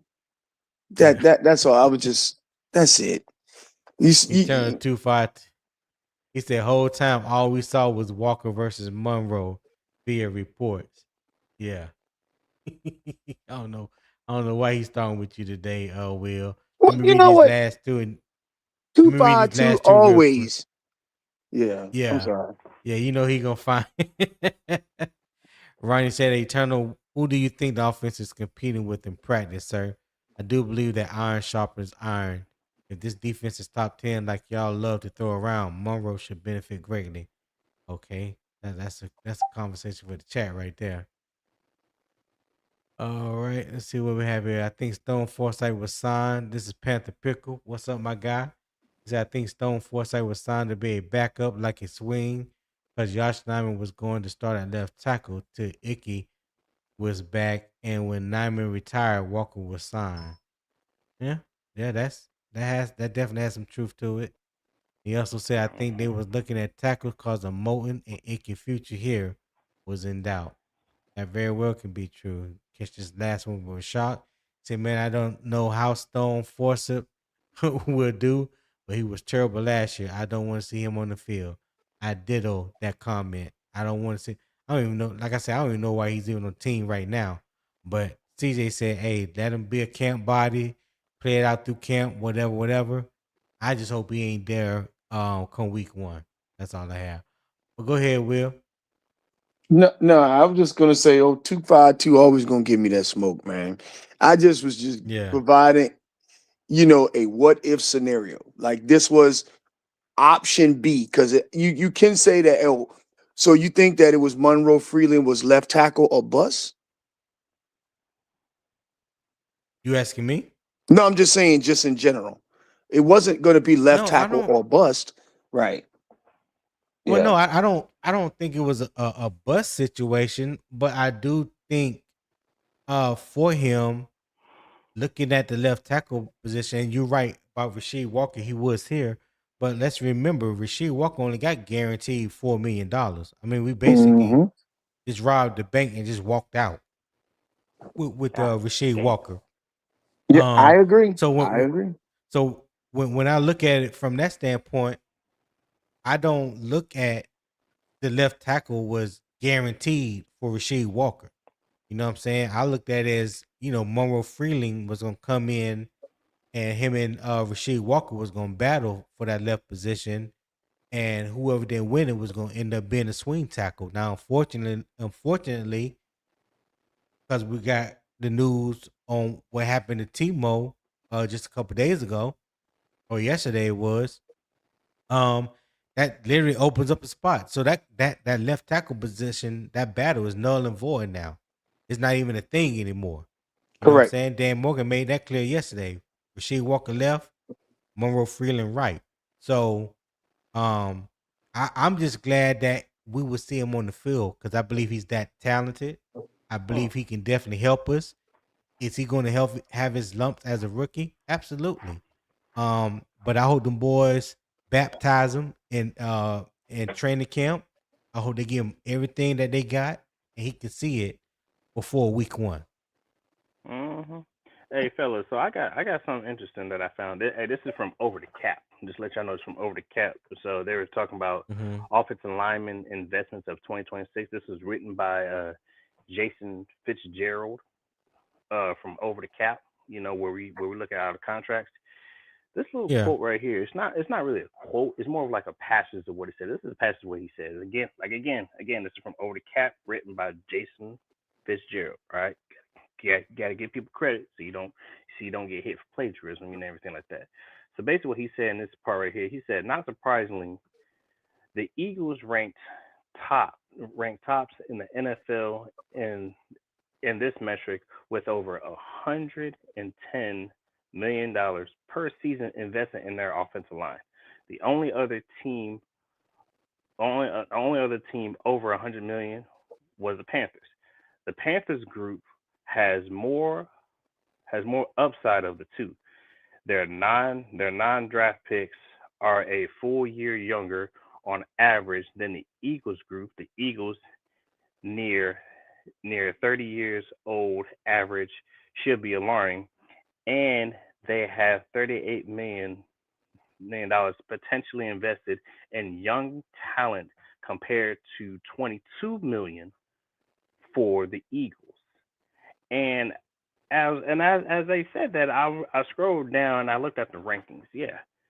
The Eagles are number one. We are two. The average, the adjusted average salary for the Eagles is $110 million, while ours is $102 million. With the average, with the veteran age of for the Eagles is 28, is a 29.8, which ours is 28.8. But the adjusted rookie salary. Listen to this. The adjusted rookie salary for the Eagles is $25.17 million. Guess what the Panthers is? Take a wild guess. Cause nobody's making big money on that line but Timo. So it probably averaged around, I'm just taking a wild guess, 13, 14 million. Will, what you think the number is? I think we got more rookies than they do, though, Tony. So what? 28 to 30 million invested in rookie salaries. Oh, you're very, very close. So our adjusted rookie salary for us is $38,310,548. Right. That's We got a lot of money wrapped up in the rookies. Right. 37.4%. I thought you was talking about just the offensive line. Of our rookie. Yeah. This is exactly what it is. That's offensive line. Yeah. This is offensive line. Okay. You talking about undrafted free agents? Oh, everybody drafted, undrafted, draft and all everybody that. who's a rookie. Okay. For us, that's Okay. I got you. 37.4 salary as our rookie salary for the offensive line, while the Eagles is 22.7. Now the Eagles have 3 veterans, and we have 6 veterans, but the Eagles have seven rookies, while we have 4 rookies. Just think of this something to throw out there. And right behind us is the Broncos, who we do play. So we play the Eagles, and we also play the Broncos. Remember that come time when we actually play them and their defense. Now, mind you, the Eagles defense is pretty damn good, but the Broncos defense was ranked 2. Just something just something to throw out there. Just something to think about when it comes time for our defense. So it comes time for our offensive line to face their defense, and their defense to face our offensive line. So what is the end goal for thinking about that? Because I'm having a hard time understanding. So basically, the end goal with that. So basically, what Will brought up, jokingly or unjokingly, was that did we bring Freely in to play right tackle? Well, right now we have investments that are, questionable. Ickey, 5th-year option. Taylor Moton on his last year. Josh Nyman, surprisingly retired, and we just brought Brady Christensen back. And what's been the biggest thing for the last year and a half? What is our biggest investment? Offensive line, right? Okay. because the sacks went from 68 down to 32 down to 24. The sacks went down. I don't. I'm having a hard time. Because when you're talking about now, you can't just be talking about the rookies that we drafted and undrafted free agents that we signed this year. Are you talking about people that are playing on rookie contracts right now on the offensive line? Yes. Mm-hmm. Yes. First Okay. term contracts. Yes. Yes. Okay. Yes. That's literally what it is. So you got Ickey on first term contract, Monroe Freeling, of course, Sam Mhm. Heck. Mhm. Okay. The two undrafted free agents, Albert Reese and Isaiah Glass, which we probably know they probably making what, $1 million, if that, the first year. So the biggest number, I get where you're going now. The biggest number is because we picked up Ickey 5th year. This is his 5th year, and it's like a 27. Oh, hold on, is it 27 million? I think This it's year? somewhere up in there. Yeah, I think it's somewhere up in there. I Yeah. literally just had it. My Yeah. bad. Hold on. Yeah. It's right here. So his 5th year option takes up about 70% of that. You know what I'm saying? So yeah, I understand. I understand where you're coming with the number. Go ahead, Will. You was about to say something? Yeah, I think that what that guy is trying to illustrate. Not only are we number 2 on contracts at 102 million or whatever that number is, Yeah, it's 102. Yeah. but a third of that number is invested in rookie contracts. So we're going to be younger, and they're investing not only draft capital, veteran contracts, and draft capital to sustain it over time. Right. Real quick, Will. Hey, Red Swarm, I need you on the panel, man. The next topic is near and dear to your heart, my brother. So I'm glad you finally tapped in. I need you on the panel for this next discussion. This is just for you, my friend. Go ahead, Will. Yeah, so I think that's what I got from, because I ran and kind of perused the article there. But I think that's what he was trying to say, because they're looking at analyzing numbers and projected numbers over time. Yeah. So I guess what he was trying to say is, like I just said, we have a healthy mix of veteran large contracts and rookie wages to be able to support that over time. So I wonder how that's going to shake out, because Damian Lewis is I call him Mr. Nasty Man. I mean he don't play around in the trenches, dog. Nah, he don't. So He don't. Damian, because Damian Lewis gonna get an extension. If Robert Hunt plays at the level that he always plays at, they gonna want to keep both of them guys, right? So that means that means they're gonna try to, and that goes back to what does that mean for the investments in the O line? Are they gonna they're gonna have to find a way to, because we're gonna have to find a way to keep both tackles.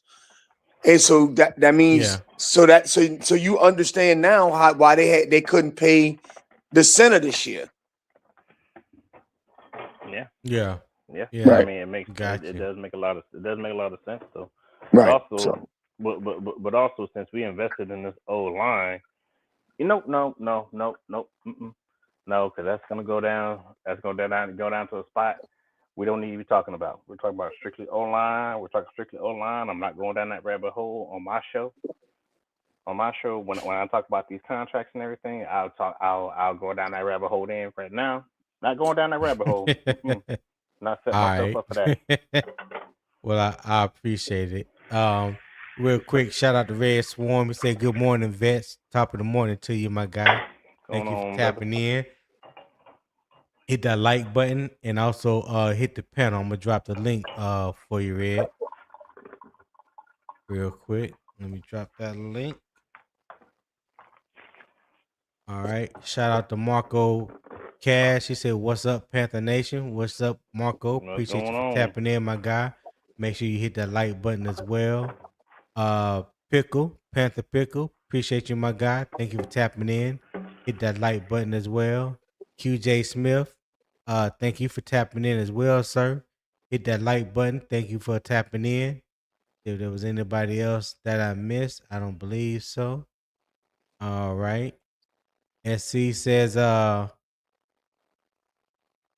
get them likes up. Only 35 watching, and only 19 likes. Put them hammers to the like buttons, and on both platforms. Thank you. Come again. All right.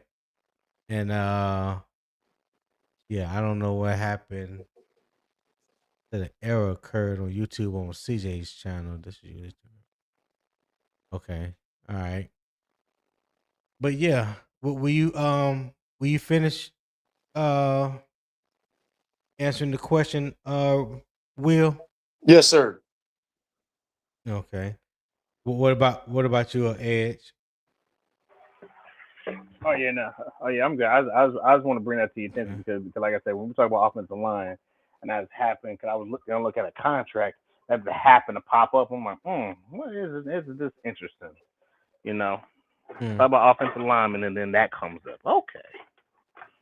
So, you know, I had a peruse in and try to get that. But what I think that does tell me though, what I think that what does tell me is that our previous regime, they were looking at O line, but they were looking, but I feel like they were not fully invested into it until we saw what we saw within the first year and a half, you know, with the new regime. You know. But what you mean by that? Like, okay, so we brought Ickey in, you know, and then we got our guy. Then we brought in Ickey. And then we brought in Ickey's running mate, Chandler Zavala, you know, and we were kind of, you know, fluctuating with offensive line because we brought in guys at the offensive line that were like, okay, well, we don't know about him. And then Brady Christensen was in and out the lineup because we didn't know what the heck he was going to be. And then we definitely needed a left tackle. The only consistent part that we had was Taylor Moton playing right. Only consistent. And then our guard play was getting all shuffled around and everything. And that's what made freaking Bradley Bozeman's job a lot harder. Not saying it was Bradley Bozeman's fault because it wasn't. It was mainly, you know, the guards position kept being a revolving door. So Bradley Bozeman had to, you know, compensate for both, not only one side but both sides, while having a rookie behind him. You know what I'm saying? Right. So when we got Tillis in here and we got Dan Morgan in here and he actually said, "Hey, we're gonna fix the trenches." We actually went out and we fixed the trenches. Yes, did we invest a lot of money into it? Yeah, we had to invest a lot of money into it because of the player, because of the guy that we had behind us that's running the show, you know, and then the players that we have around him. I mean, so we had to invest in that offensive line and everything. We literally had no choice. I mean, everybody says you win if you want to win a game, you win in the trenches. You win in the trenches, you can control the game. It's all about willpower. That's a fact. Are you willing to take a man's? Are you willing to put a man down against his will when you're on that field? That's what you do in the trenches. That's what the offensive line does to the defensive line. That's what the defensive line does to the offensive line. And how you gonna beat both? You better put the best investment out there. Is it gonna be expensive? Yeah, it's gonna be expensive. But you know what? If it can help you for the next 3 or 4 years, or even 5, if you can stretch it that long, then you do what you got to do. I mean, that's basically how I look at it. Got you. Hey, let's welcome to the stage my man, Elder Long Winded, aka known as Red Fine Bomb. What's going on, my brother? Boy, you so wrong, man. You so wrong. That's how you treat your friends. That's how you treat. This how you Yep. treat your friends. Hey, All right, hey, then. hey, Well, and so, hey, at least you honest. and so, hold on, and so that you don't feel left out, we got Elder New Lungs over here on the other side of me.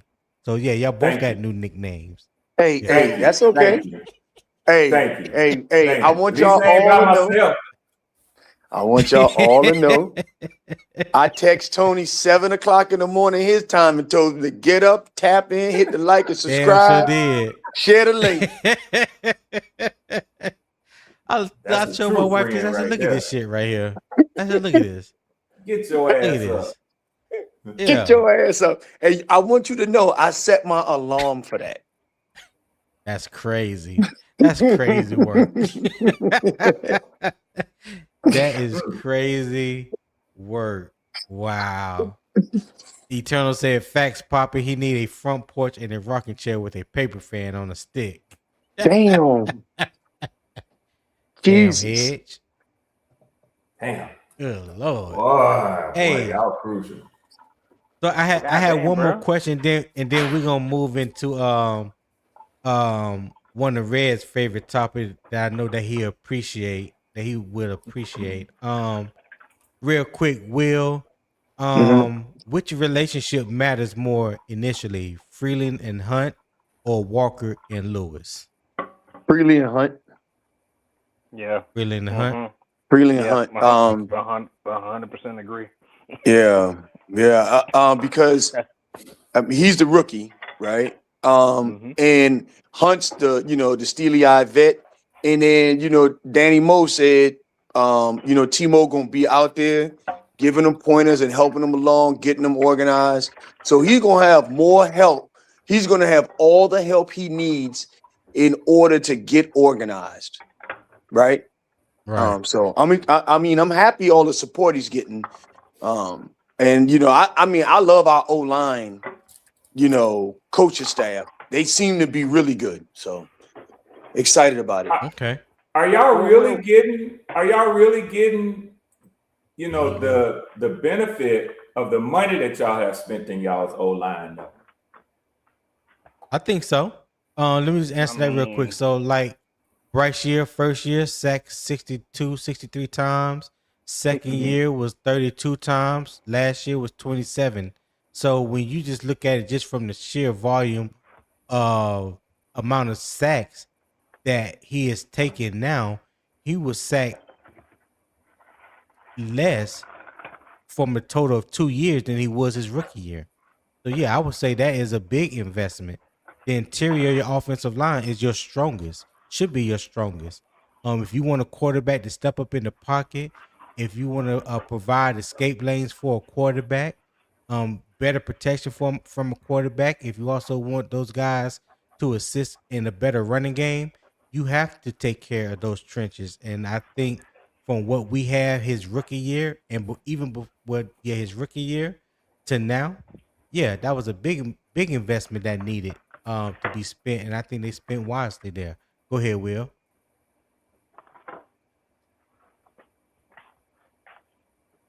I was going to You say on I mute if you. agree. I'm sorry. I was going to say I do agree that we have seen our return on our investment.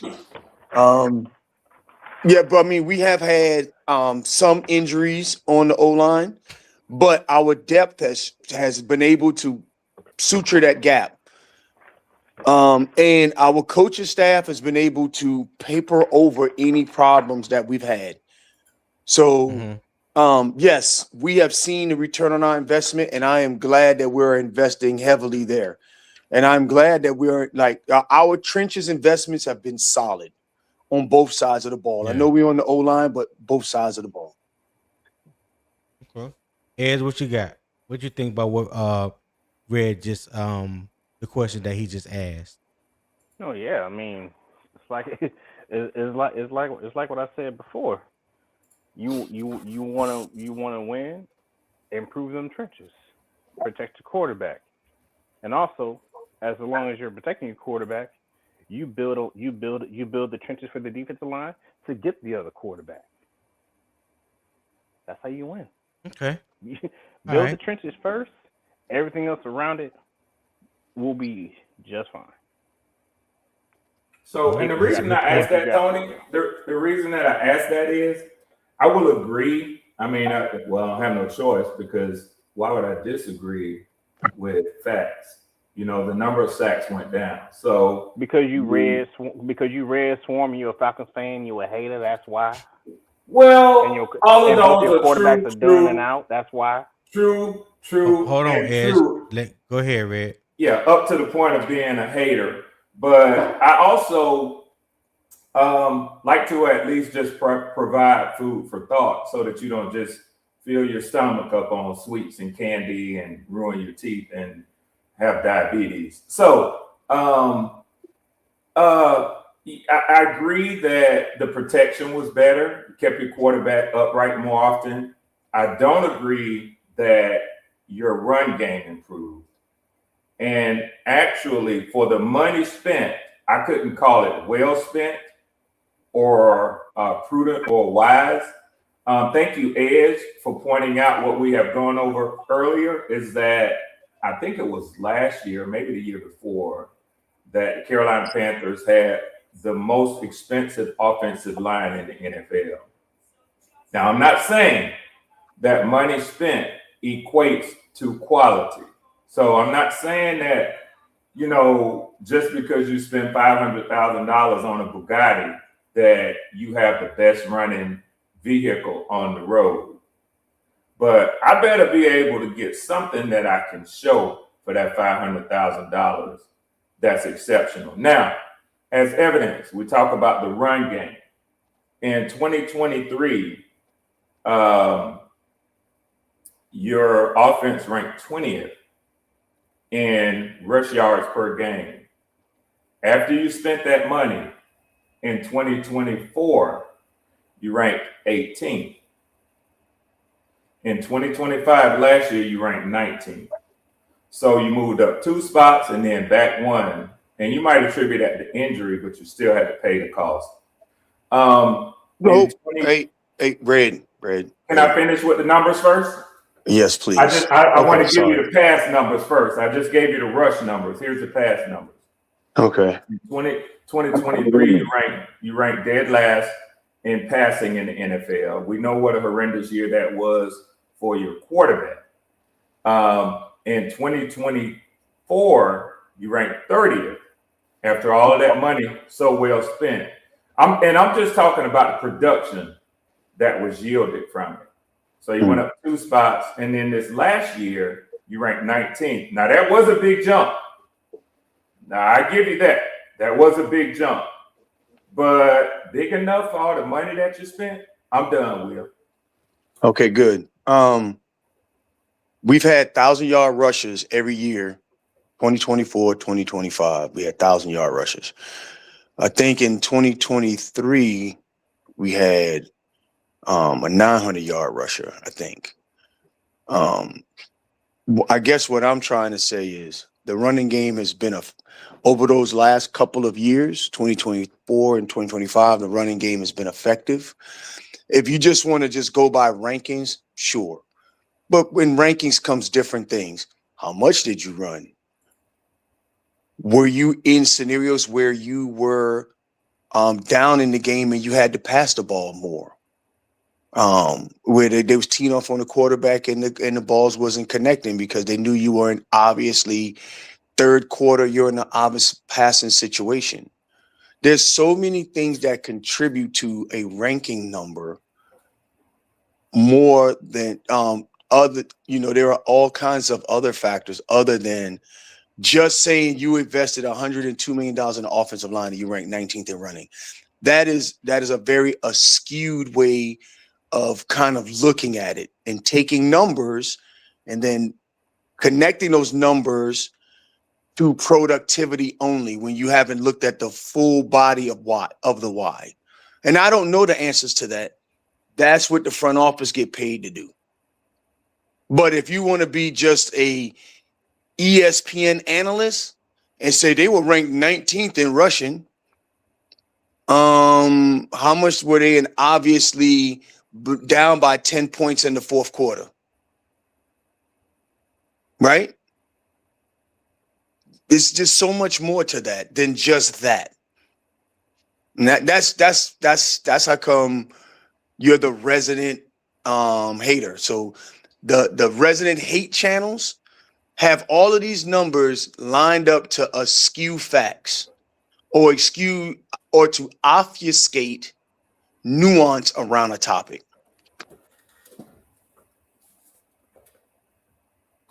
All right. So we're gonna transition into the next topic, and Carolina has established its opening answer at tackle. They have already came out and said that Rasheed Walker will be the left tackle, and Monroe Freeling will be the right tackle. So I think that is pretty much settled for now. One of its closest division competitors still has a major question at quarterback. All right. Let's examine what is happening in Atlanta and what it could mean when Carolina visits the Falcons in week 2. All right. So the halftime report is the NFC South. And Atlanta enters training camp with Michael Penix Jr. and Tua Tagovailoa expected to compete for the starting job.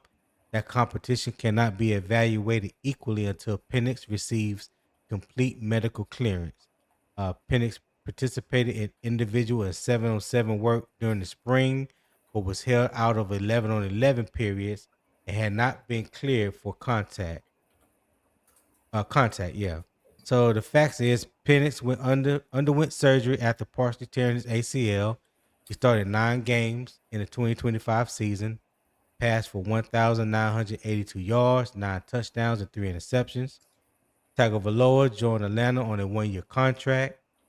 Tagovailoa received substantial full team work during the offseason program.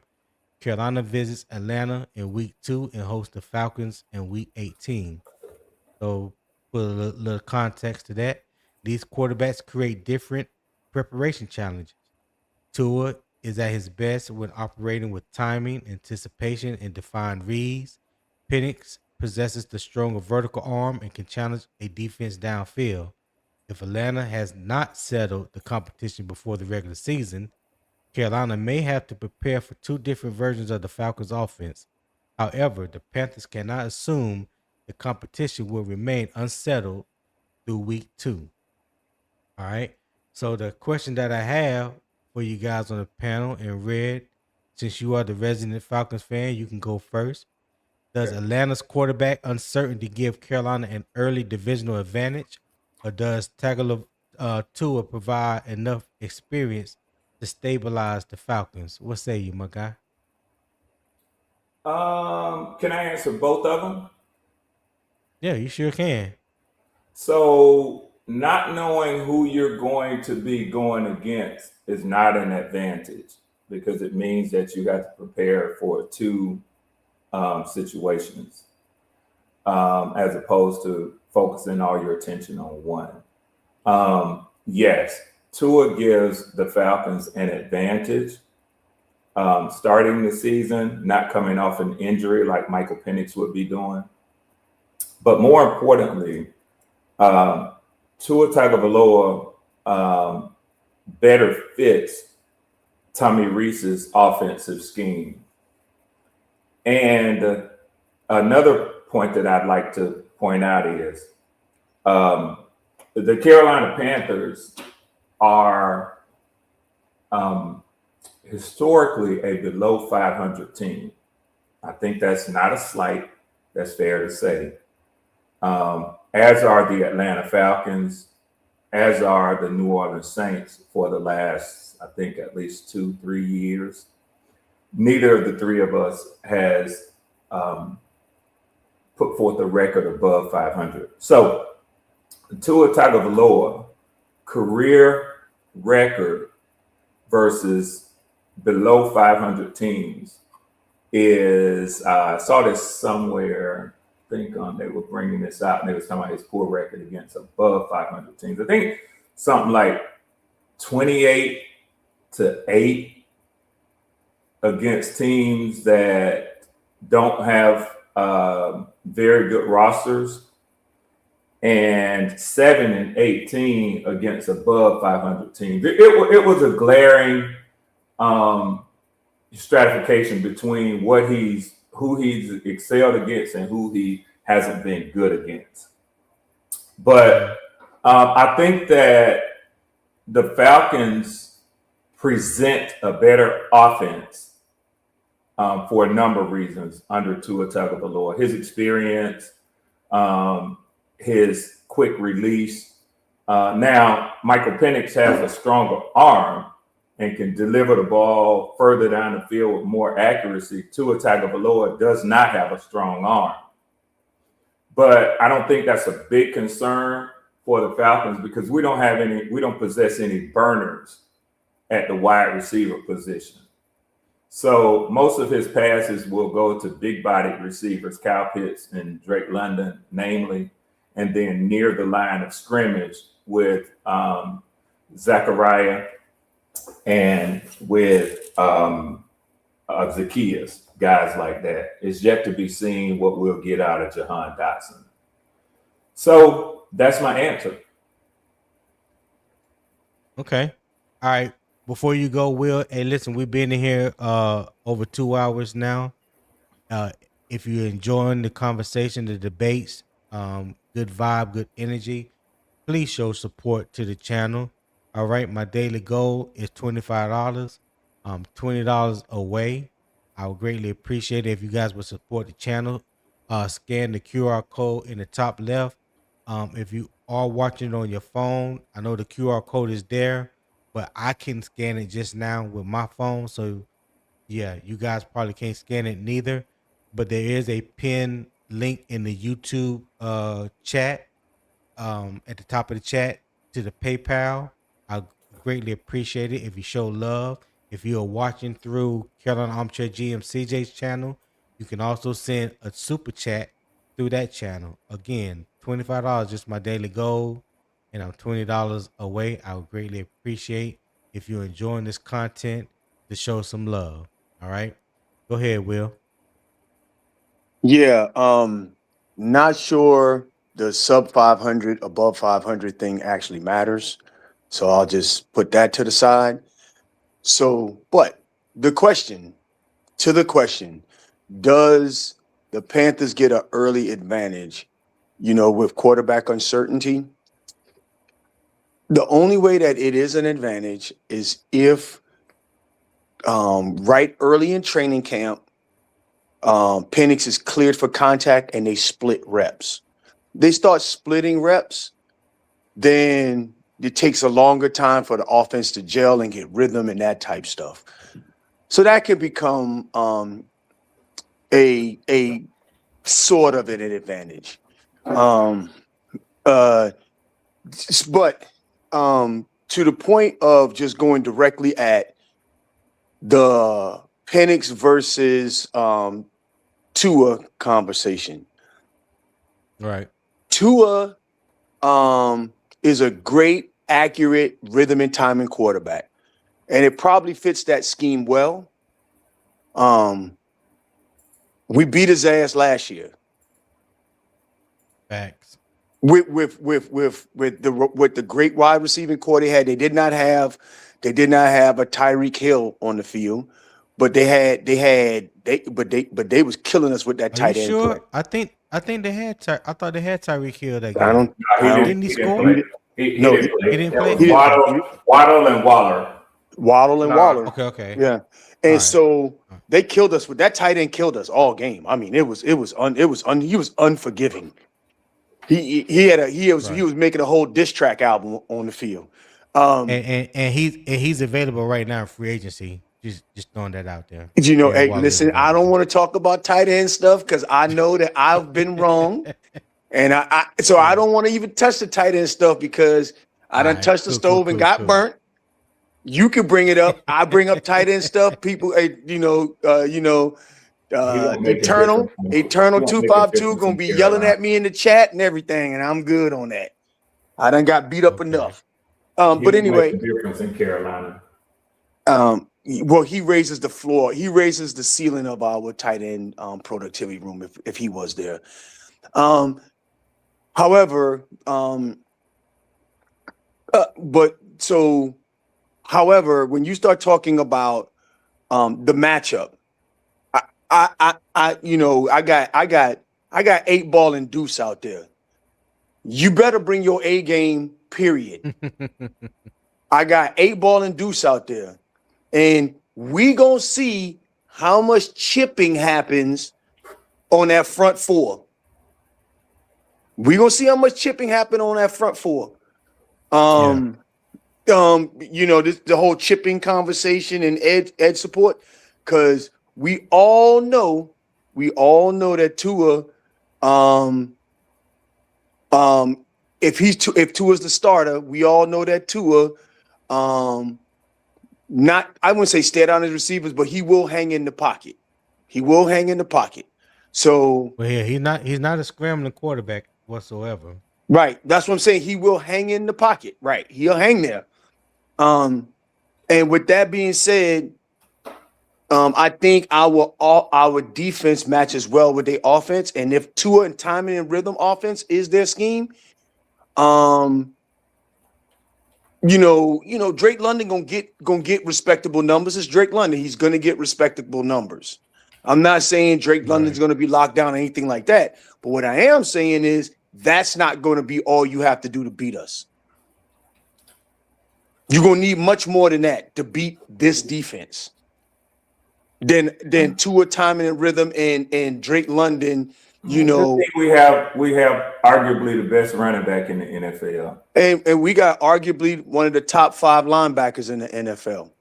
And even when we didn't have a top 5 linebacker in the NFL, I was just responding to your comment about having something else besides. Yeah, I knew, because I was gonna go to 7, and I know we're talking about the quarterbacks, but just to provide nuance, 7 has never really cooked against us. Evero has provided a lot of particular support to him to help him understand that he playing the NFC South and he playing against the black and blue. He'll tell you that. Look at his numbers against Carolina. And that's before we got a Devin Lloyd or a Jalen Phillips. I believe that we match up well. And you could be arguably the best running back in the league. That just means that we got to provide you a little extra support. Yeah. So, I just wanted hold to... on. Okay, go ahead. Hold on, Red. Hold on, Red. Go ahead, Edge. What you got? Well, hey, Red, you know how to best. I just want to point out this is the long-winded society up on the panel today. What you? Here we go. I'm gonna give my stuff the yes or no answers. You ain't gonna be beating me up no more. I tried to be mine short. Yeah. Hey, go ahead, Ed. Go ahead. So, damn, I did not want to talk about quarterbacks today. I did not want to. I was sticking to the offensive line today. Damn, had to get to the quarterback. All right. So my thing is this: we know what we have as the Panthers. We know what we have with Bryce Young. We don't know what Atlanta has.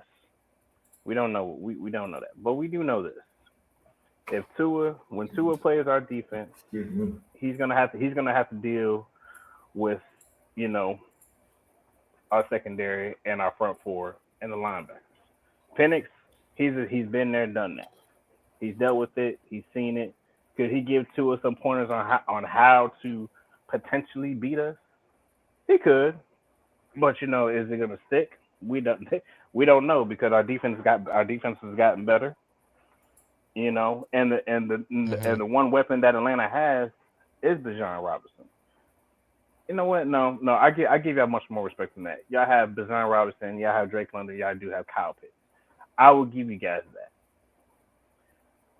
But can your offensive line hold up though, Red, against our defensive line?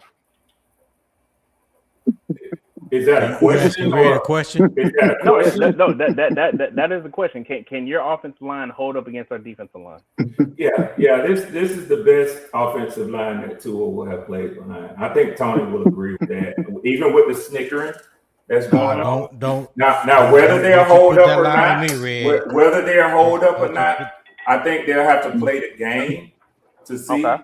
But if you were to ask me, I would say yes. Where's your right tackle ranked in the NFL? Since you like to go ranking charts and statistics, your right tackle, which is considered the left tackle with a left-handed quarterback, where is he ranked in PFF? Did we have how many sacks? How many sacks? Okay, I'll let you go and then I'm gonna answer. How many sacks, pressures, hurries? Where's he ranked as a tackle in the? You have the stats for everything for Panthers. Keep talking, and I'll pull it up. Okay, I just want to find out. Your guy you got in because the other guy retired. So, keep talking. And I'll pull it up. So I just want to find out where he ranked at, because you said they're gonna hold up, and you got stats for everything. Because I think I don't know what the number is, but I was told. Yeah, okay, all right, but I just want to make sure that we provide some confidence to your answer. Yeah. So Edge asked a question. Did I answer your question, Ed? Now Will has given me another question. I thought it was Edge's turn and then mine, but I will do this. I will, out of respect for Will, and also just to keep the debate going and lively, I'll pull that up, and then hopefully we'll be able to talk about not Tua, not Penix, but my right tackle as the only player along my offensive line. But go ahead, Edge.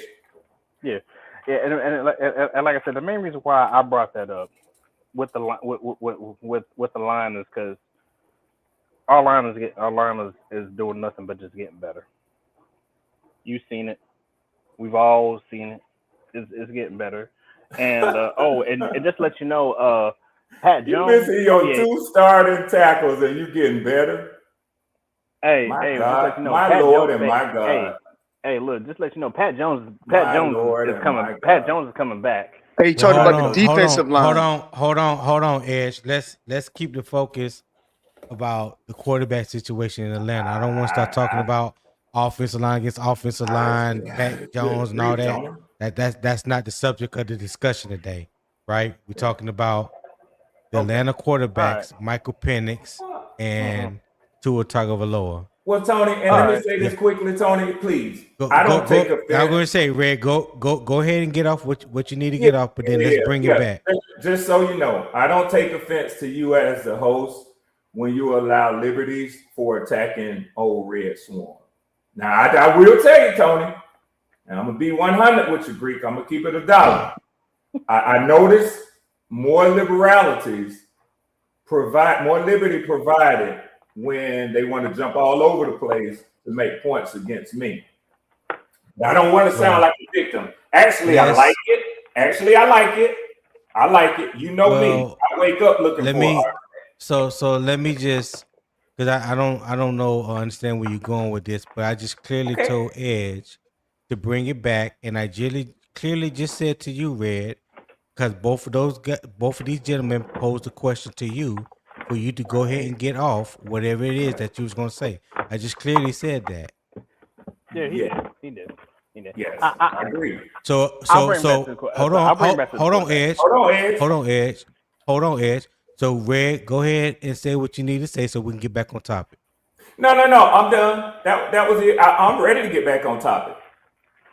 All right. So okay. All right. So I'll as much as I don't want to bring back to the quarterback, I'll bring back to the quarterback. Well, you don't have no choice if you're gonna be on here. So let's get back to the quarterback. No, I got you. All right, cool.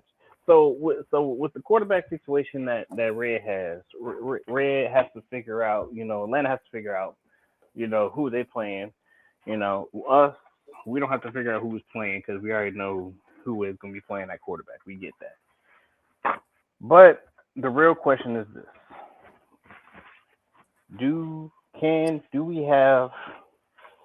does our quarterback Bryce Young have enough to not have a slow start? That's the biggest question. That is the ultimate biggest question, because everybody knows over the last 2 years, when it comes to having slow starts, Bryce Young is the king at slow starts. We can't afford to have slow starts. Because when we have slow starts, what happens at the end of the season? We're falling off, we're losing, we're squeaking in when we should have been winning. We're doing all of that. We're division champs, but we're still squeaking in. We can't afford to have slow starts this year, especially during a contract pivotal year. Because I don't mean to cut you off, but again, we're talking about Atlanta quarterbacks. We're not talking about Bryce. Listen to me. Just listen to me. I'm gonna try this one more time. Stay on topic, or if not, I'm gonna have to put you back in the chat, and that goes for everybody. All right? Stay on topic. Go ahead, sir. Okay. All right. Just to make it easy for you. Atlanta has to figure out their quarterback situation. We don't have to figure out a quarterback situation, and that's basically it. Right. Okay. All right. So let me ask y'all a question, and of course, Ray, you can go first again, because we are talking about your quarterback situation.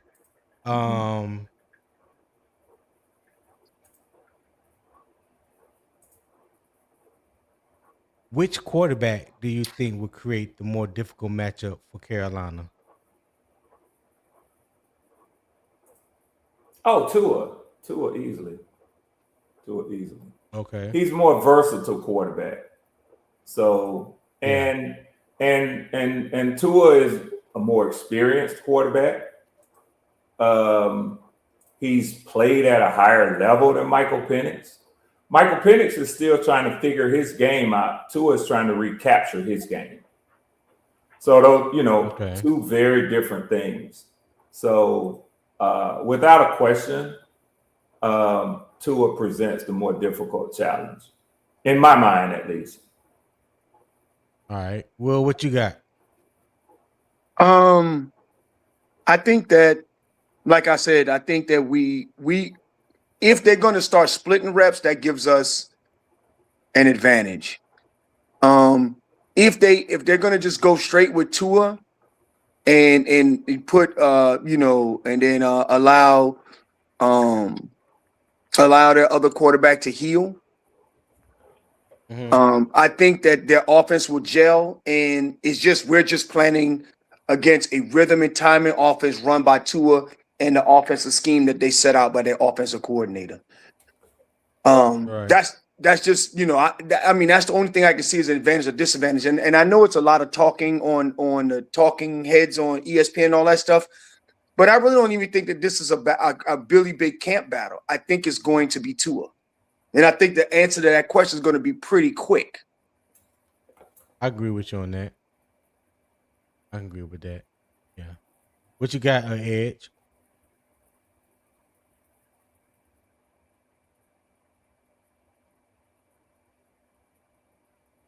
Okay, Edge not here. Can you hear me, Edge? Not my bad. I was talking. I was on the mute. All right. What you got, man? Which quarterback would create the more difficult matchup for Carolina? I mean, I don't know. I mean,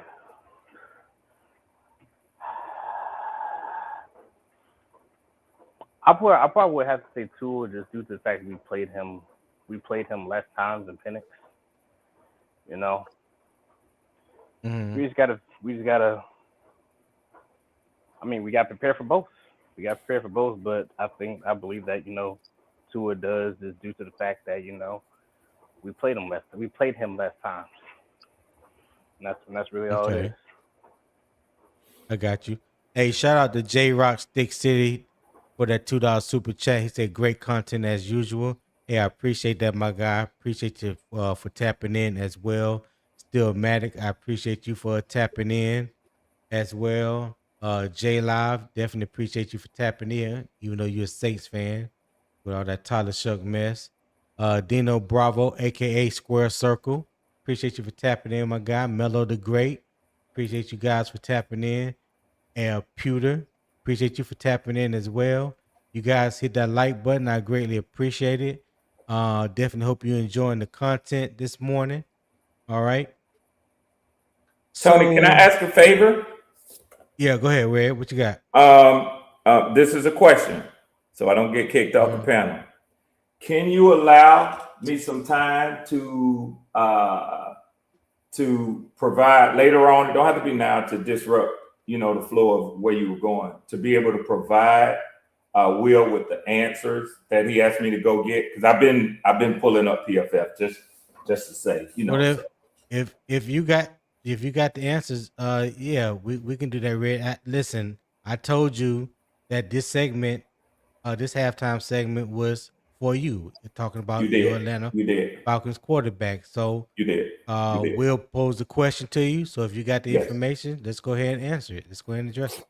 Good. And so, Will, let me start off by saying that I do remember our discussions about this last year when we had to go out and bring in a tackle to fill in for or replace Caleb McGarry, who was injured. And so we brought in a tackle off of the street. At the end of the year, we still graded out as the 12th best offensive line, the best offensive line, by the way, graded out in the NFC South. But that's largely because of the other linemen along the offensive line outside of the right tackle. I will give you that the right tackle last year with Elijah Wilkinson was the weak link on our offensive line. My early perception is that Jawan Taylor starts off as the weak link along our offensive line. He is ranked, and I use PFF a lot, he is their 64th ranked offensive lineman. That is, by definition, a backup in the NFL. He is horrendous. You talking about McGarry? You talking about McGarry? No. McGarry retired. Jawan Taylor that's right. Okay. went out and got, He's ranked 80th out of 89. He's ranked 80th out of 89. Tony, let me pull my screen up, Tony, real quickly. I'd like to just share this. In 2020, but not trying to beat down. Hold on before you overtalk. I'm sorry, Tony. I don't like people to think that I'm in the habit of lying to them. So I'll just show the people so that they won't think that I'm sitting up here just shooting them the breeze. That's not what I'm about. So back to what I was saying. That's my concern with him, is that, yeah, he is going to be the weak link, at least starting out in this season. Now, I don't know if he'll stay the weak. Yeah, I don't know if he'll stay the weak link because I really trust in Bill Callahan, who I know you've heard that name, Tony. Not trying to get you to co-sign anything. Yeah, I know. Yeah, other people may have as well. So I trust in him to get whoever is going to play on his offensive line ready. So, but for those who can see this, Tony, I don't know how to enlarge that any more than I have it on my side.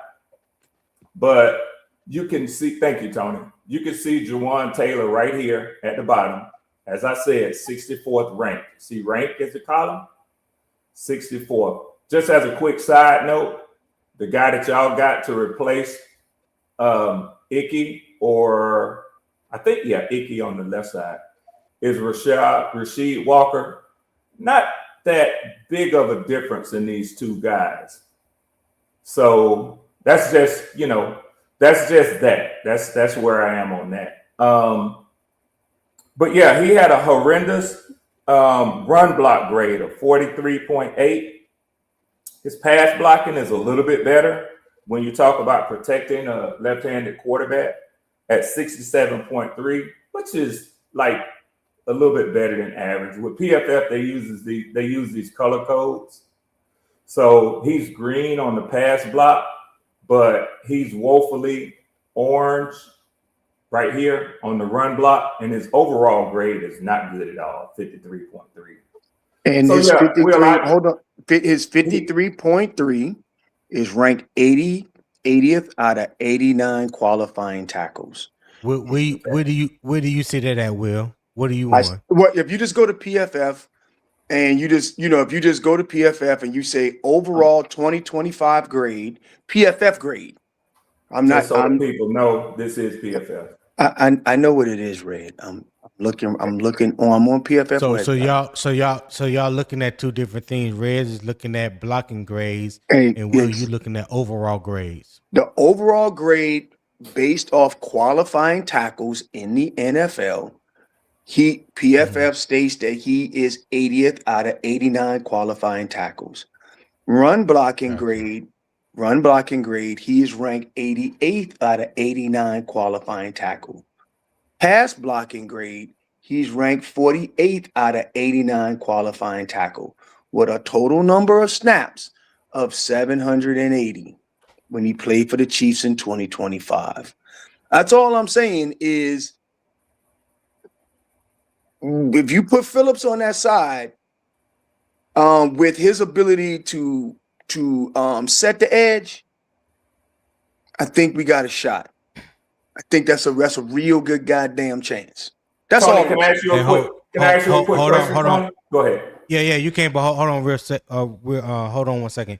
Hey, Edge, I'm gonna drop you off, my guy. I appreciate you being on here, so I can bring up another person. Well, there you go. So I can bring up another person on the panel. All right. No, you good. I gotta roll out anyways. I gotta head to work, but I'll be in the chat. Yeah, okay. Later, man. Yeah, I appreciate you being here, man. I only got like about 30 minutes myself. I mean, about 15, 20 minutes myself. I gotta get going to Audi Field for a presentation. Yeah. Hey, what's going on, Nick? How you doing? What y'all two arguing about? Y'all talking about who the better left tackle is? Yeah. No, that's not what we're talking about. But hold on before you get started, Nick. Let me go ahead and let Red finish what he was saying. Go ahead, Red. Just quickly, and I get Will's point, but Tony, let me ask you a question. Both phases of the offense, run and pass, right? Yeah. If I give you two different numbers and you want to find the average, what do you normally do when you get two numbers and you want to find the average? You add them together and you divide it by two. Okay, thank you. All right, moving on. Hey, but PFF doesn't do that, Red. It's called weighted grades. Come on, man. Stop trying to mislead people. You know that. You a smart man. Don't do that. You read and got rid of numbers. Don't do that. One person is telling you stuff and I'm showing you stuff for you to read. Red. It's easily Googleable. So I'm gonna stop. I'm gonna stop with this. I'm gonna like I did. I spend my hard-earned money and I enjoy listen. And their premium package, and I shared it with the people. You stop telling the people to show them. Red. He was anybody in the chat. If you got time, go Google that guy and look up where PFF have him ranked. That's it. But Will, and listen to me, Red. They're gonna believe you anyway. I just wanted to show it because I don't like for people to call me a liar. I didn't call you a liar. I know. I said that I didn't just be the people. Because when you say when you got two numbers and you divide by two to get the average, Red, you know that PFF weighs one statistic higher than the other to give you a combined average of how they would rank that particular player. Context, right? Right. Context matters. So anyway, I'm sorry. I'm sorry for getting off topic. Let's focus back on Tua and Penix. All right. What's going on, Nick? I'm laughing at that. What tackle are y'all? So y'all, y'all. No. Nick. They already had they spill. They already done with that whole tackle, this All and that. right, all So right. we're I'll gonna leave it get back alone. on we're gonna get back on topic. So I just asked you a quick question. We was talking about Michael Penix and Tua Tagovailoa for the Falcons. Which quarterback do you believe would create the more difficult matchup for Carolina? The more difficult? I don't think either. I don't think either. These are two. Okay, these are both two quarterbacks. These are both two quarterbacks that we are familiar with. We played both of them last year. Okay. Played both of them last year, and I mean, at the end of the day, Tua is a spot thrower. We know that. And if you can move Tua off his mark, you can make him make mistakes. So at the end of the day, I'm really not. And Penix is still growing. I'm not 100% out on Penix. A lot of people are saying that he's trash and all that kind of stuff. I don't agree with that. I just think Penix needs some time to evolve his game to the NFL. That's all I believe. But I don't think either one. I mean, if I would have to pick, I'm going to probably pick Tua. Tua has a little bit more experience. Tua has more experience in Tua. Just like I said, if you give Tua the opportunity to throw to a spot, which is what he usually does with those. That's why all those yards that he got in that 1 year, he threw the ball to where he knew Tyreek and Waddle were going to be at, and they got there, and that was all they wrote. So at the end of the day, I'm gonna say but basically Tua you're saying he don't have those speed demons. He don't have those speed demons in Atlanta that he had in Miami. Yeah, and he's gonna have to learn to, because I think he's going to have to adjust his throwing because of how fast. Y'all remember how fast he was getting the ball out of his hand because of the speed demons he had? He ain't got that. He ain't got that. So I think it's going to be hopefully it is a learning curve that they have taken care of during the off season. But I do believe that it's going to be a big difference for him when you got to throw to somebody who is way slower than the guys you have been throwing to. That's a good point. That there is going to be some adjustment there, but I'm not saying that he can or can't do it, but I do believe there's going to be some adjustments when you're talking about coming from those two speed demons to the receivers that you have now. Now Zachariah Branch is no slouch. I love Zachariah Branch when he was at USC and when he was at Georgia. So yeah, I definitely know what that speed demon can do. Yeah, he's no slouch. So we're gonna transition back to Carolina. All right. Atlanta must determine which quarterback gives this offense the best chance to function. Carolina must determine whether its new tackles allow its own offense to function normally. The first half evaluated even the running back to start. The first half evaluated the decision to start Walker and Freeling. The second half establishes the evidence we need before calling Carolina's depth dependable. All right. So let me just throw my banner up there. The second half is the proof. All right. Carolina signed Walker and drafted Freeling before the full extent of Moton's medical situation became public. Instead of searching for an emergency option after camp began, the Panthers have already had an experienced tackle, a premium rookie, and a versatile reserve in Christensen. That proves the front office prepared for uncertainty. Does not prove the replacements can perform.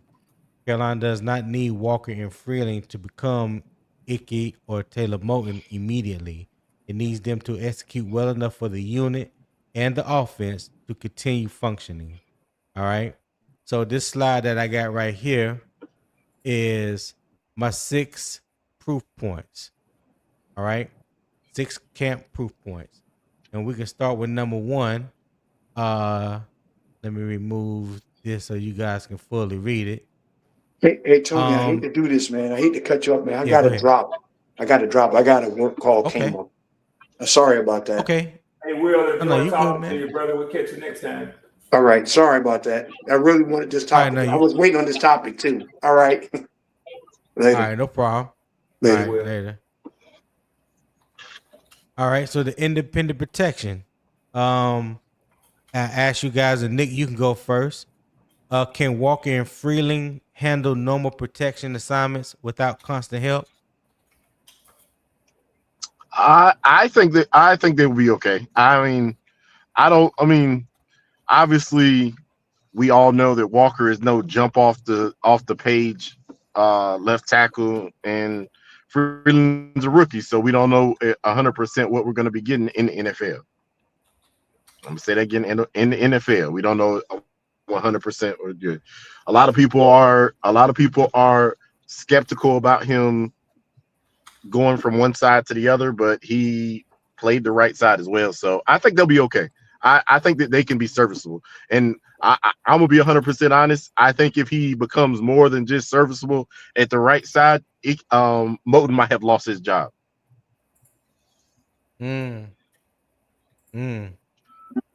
Okay. All right, Red, what you got? What you think?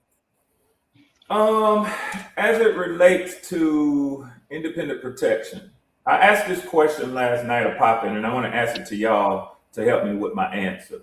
Well, no. Can you answer the question first? Yeah. Okay, all right. I'll do it backwards then. I think that it is as much as we just talked about the uncertainty that the Falcons have at quarterback. I think that there's a good deal of uncertainty for the Panthers at their tackle positions.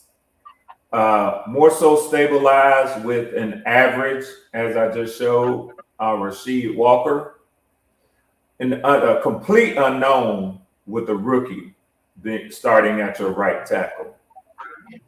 So that's my take on that. Now, Tony, my question is in line with the tape that I just gave you. So no tricks, no sleight of hand. If you were to have these 5 offensive tackles fully healthy, and again, this is not a trick question, Nick. These 5 offensive tackles fully healthy, I think it's Moton, Ickey, Rasheed Walker, Monroe Freeling, and who's the other guy? Stone Forsythe? No, I know I wouldn't even embarrass y'all with that. I think he said, what's the guy who has played every position? Brady Christensen. Okay, Christensen. If you had those 5, who's your starters? Who's your primary backups? And then who is 5th in your pecking order? Oh, well, for me, that's easy. If I had to go on my starting 2, I would go with Monroe Freeling at left tackle and Taylor Moton at right tackle. That's if he was healthy. That's what Poppin said too. Okay. Fully healthy. Backups, You put him over. Yeah. You put him over Ickey right now today. Yes, absolutely. Okay. Because I think he's a much better pass protector than Ickey right now today. On the left side. Ickey. Yeah, on the left side. If Ickey was healthy right now, yes, I would take Monroe Freeling over Ickey. Full stop. Okay. The backups, I would have Rasheed Walker. My bad. Yep. No, the backups, I would have Rasheed Walker and Brady Christensen. And Ickey would be the 5th. Okay. Now, which side you started Rasheed Walker on? Well, since he's a backup, you look at the backup as swing tackles, but he probably would primarily back up the left tackle. Since that's his natural position, he's only played left tackle in the league. Brady Christensen has played both, so you could use him on the right side to be a backup to Timo and Ickey. Yeah, Ickey will be the backup to whatever guard gets hurt, because I think his eventual role down his eventual role with the team down the road will be at guard, not at tackle. Now that's just my opinion. Oh no. And Poppin said the same thing, to his credit and to your credit, for the way that y'all see it. They said it the same. He said it the same way. And I'm curious to hear you say that, because he didn't give me sides. He didn't say Freeling left or right side as you did. But wow, now and with the respect that I have for you and knowing the trenches, past the trenches, I don't know why they put him on the right side. But yeah, Nick. Well, you talking about Monroe Freeling? Yeah. You talking about right now? I mean, if you right now? he's your best left tackle on your team, you just clearly said he is your number one choice for a left tackle. For me, Yeah. yes. But clearly that's not that's But not they're putting what the them Panthers think. Hold on, Nick. Yeah, but no. Clearly But that's not what hold on Go for a ahead. second, Nick. But that's clearly not what the Panthers think. That, like I said, that's my opinion. If it was me and I had to make the decision, yes. And again, this is talking about if Timo is healthy. He's not healthy right Okay. now. If Timo was healthy, That's my question. if Timo was healthy, I would start Timo at his natural right tackle spot and Monroe Freeling at the left. So the initial talk was that Monroe Freeling and Rasheed Walker was going to be a battle in camp for the left tackle position. Given that Taylor Moton is going to be out with a lung injury, don't know how long he's going to miss. That was a great opportunity to move Monroe Freeling to the right tackle position, which he has played in college. Now, his last 18 games was at left tackle, but his first 2 years at Georgia, he has played some right tackle. Rasheed Walker has never played right tackle, so it makes kind of sense that you would move Monroe Freeling over there. So that camp battle that people were thinking or that I was thinking was going to happen at the left tackle position, that's null and void now. That's already been decided. Dan Morgan said that yesterday. Go ahead, Nick. You didn't say it at all. I wanted to say the same thing. You can't you use the hypothetical in saying Timo's healthy. Timo's healthy. Yeah. Obviously, we put Monroe Freeling on the. I'm gonna be 100% honest. Side. Currently, I believe if everything works out, which I know that there's a high percentage that things work out for linemen in the first round, coming out the first round. So if everything works out, I actually think Monroe Freeling might be our best tackle on the team currently. That's just my opinion. I understand what we got in Timo. Timo has had some injury issues over the last 3 to 4 years. And at the end of the day, he's getting older. So at some point it's going to happen that we're going to have to replace him. Yeah. So shout out Roadmaster real quick. He said they announced that, or are you speculating? Yes, sir. If you watched the press conference yesterday, Dan Morgan was asked about the tackle positions, and he clearly stated that Rasheed Walker would be the left tackle, Monroe Freeling would be the right tackle going into camp. So yes, they have announced that, and there's no speculation in what I'm saying. Go ahead, Nick. Yep, that they definitely said that. He said that Monroe. That's even if he didn't announce it, that's obviously. I said it the day before. That's the only choice.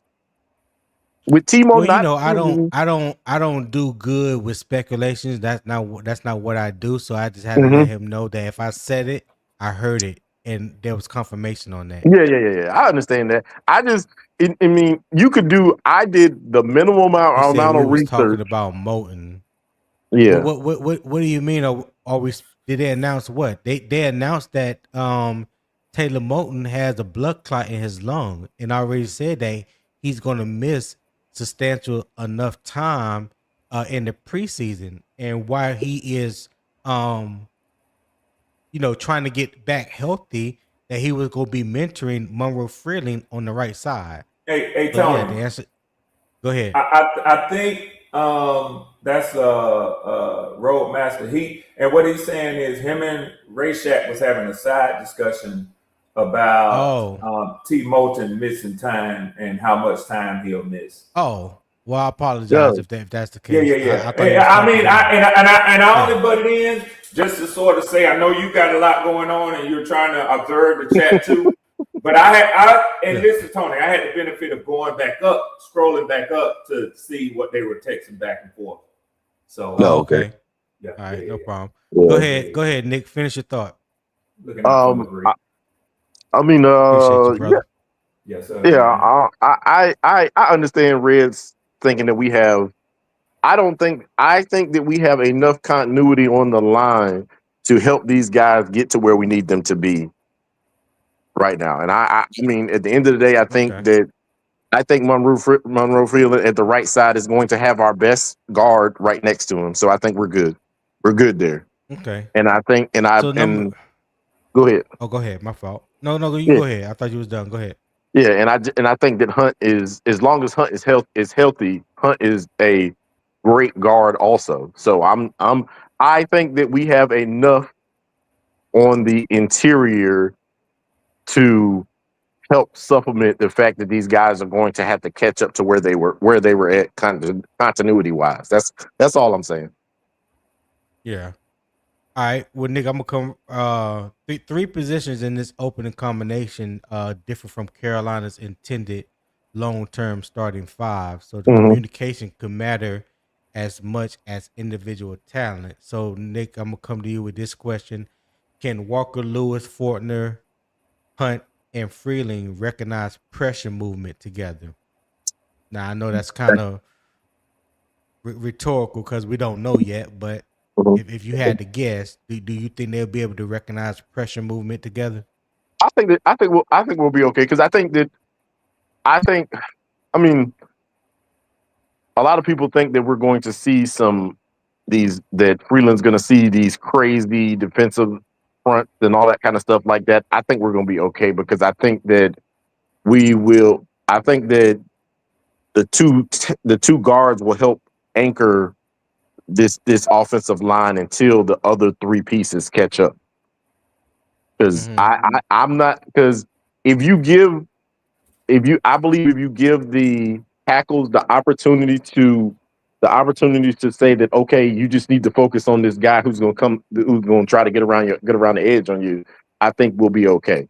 Because I don't think there'll be a lot of, I mean, and obviously we'll bring the tight ends in there to help chip and all that kind of stuff too. So I think that they have the time to gel and get their processes down and their communication down. Because that's all what is on, is communication.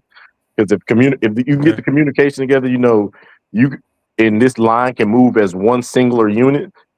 Everything is good. Everything will work. And I think, and I think we have one of the best offensive line coaches in the NFL. I'm just saying. This is my opinion. Gotcha. Red, what you got?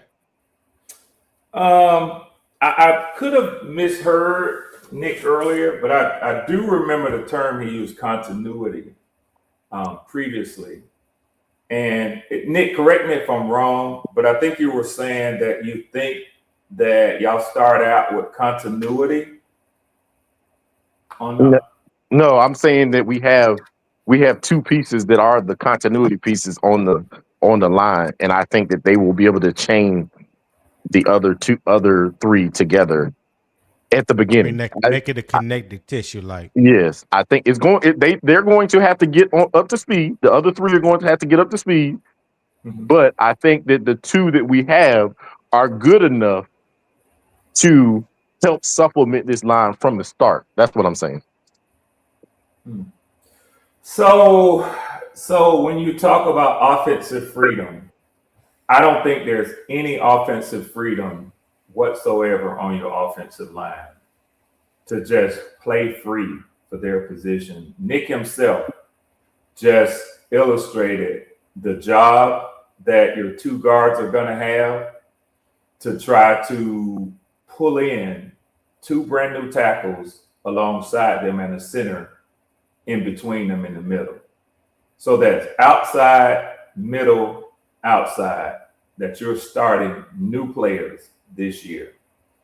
How quickly, if at any point, they'll be able to establish a rapport and continuity, which is so critical for offensive lines, is up in the air.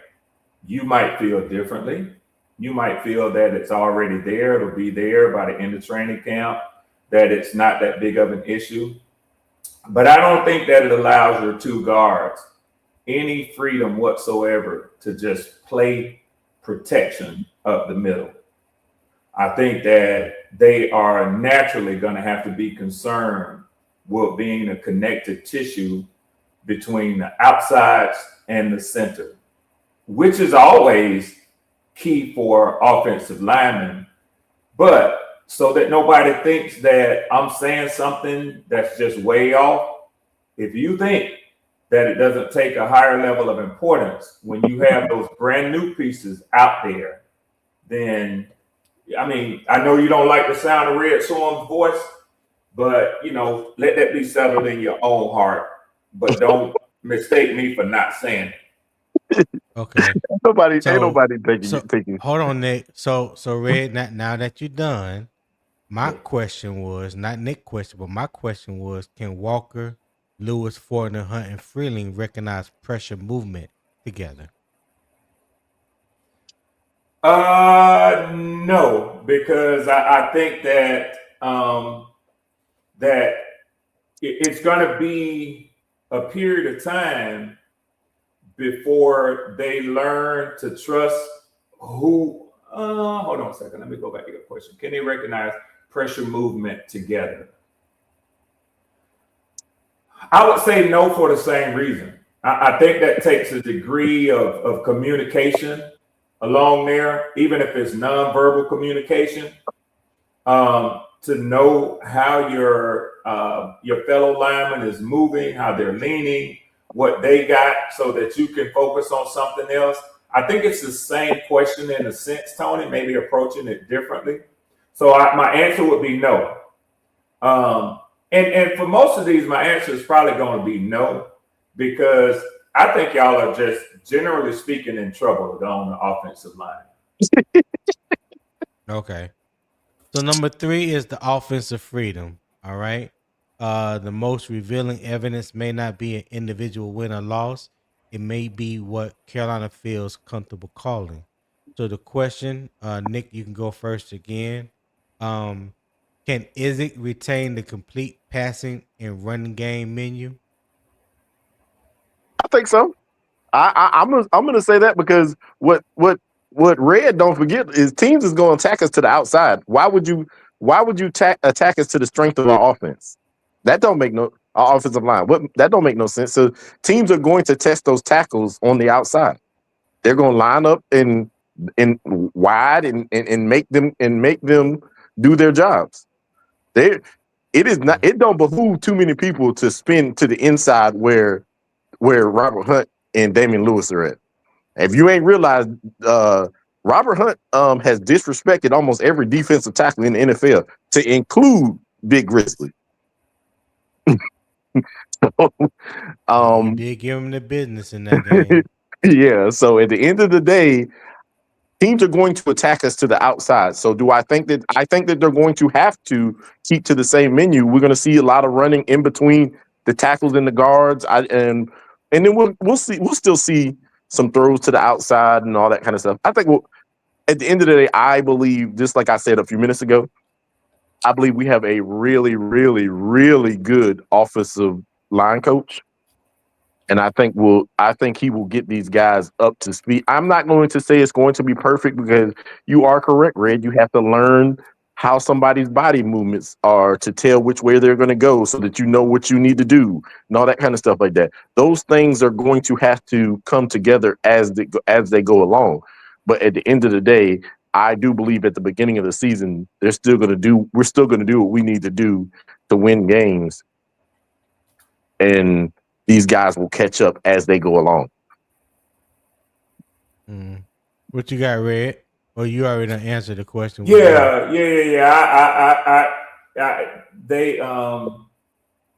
They started behind. Okay. All right. So number 4 on there is Freeling's correction speed. All right.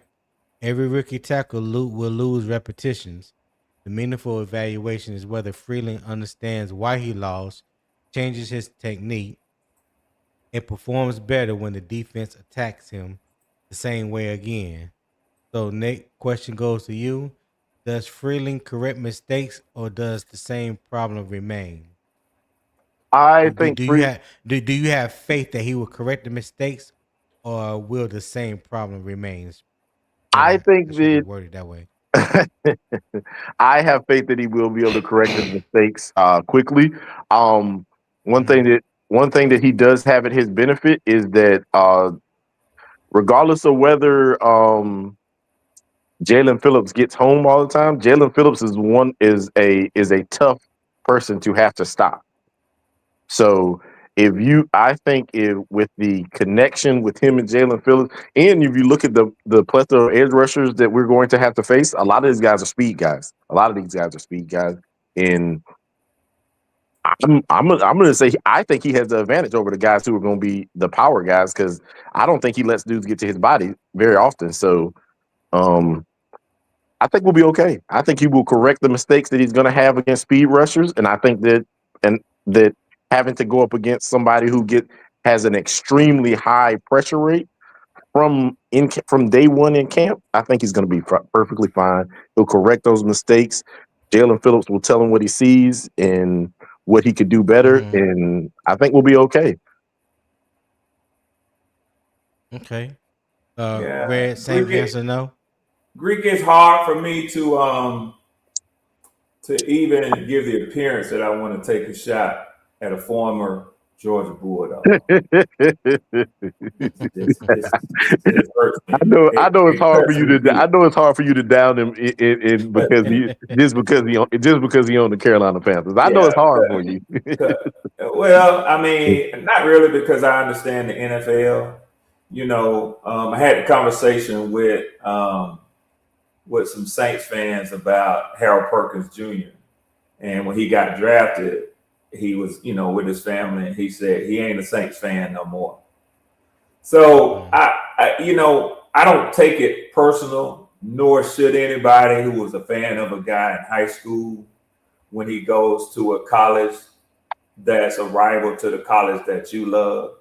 Don't take it personal when a college guy gets drafted by a team to go live his dream out of playing in the NFL when he goes to your hated rival. I mean, it's the business, and I'm glad for Monroe. You don't hate us. You don't hate us. You don't. Yes, I do. You hate. No. Hold on. So no. We ain't about to do that. So number 5 is the contingency depth. All right. Yes. Starting to plan. But I think that Freeling that Freeling is very smart, Tony. So I had already started, my guy. Okay, my bad.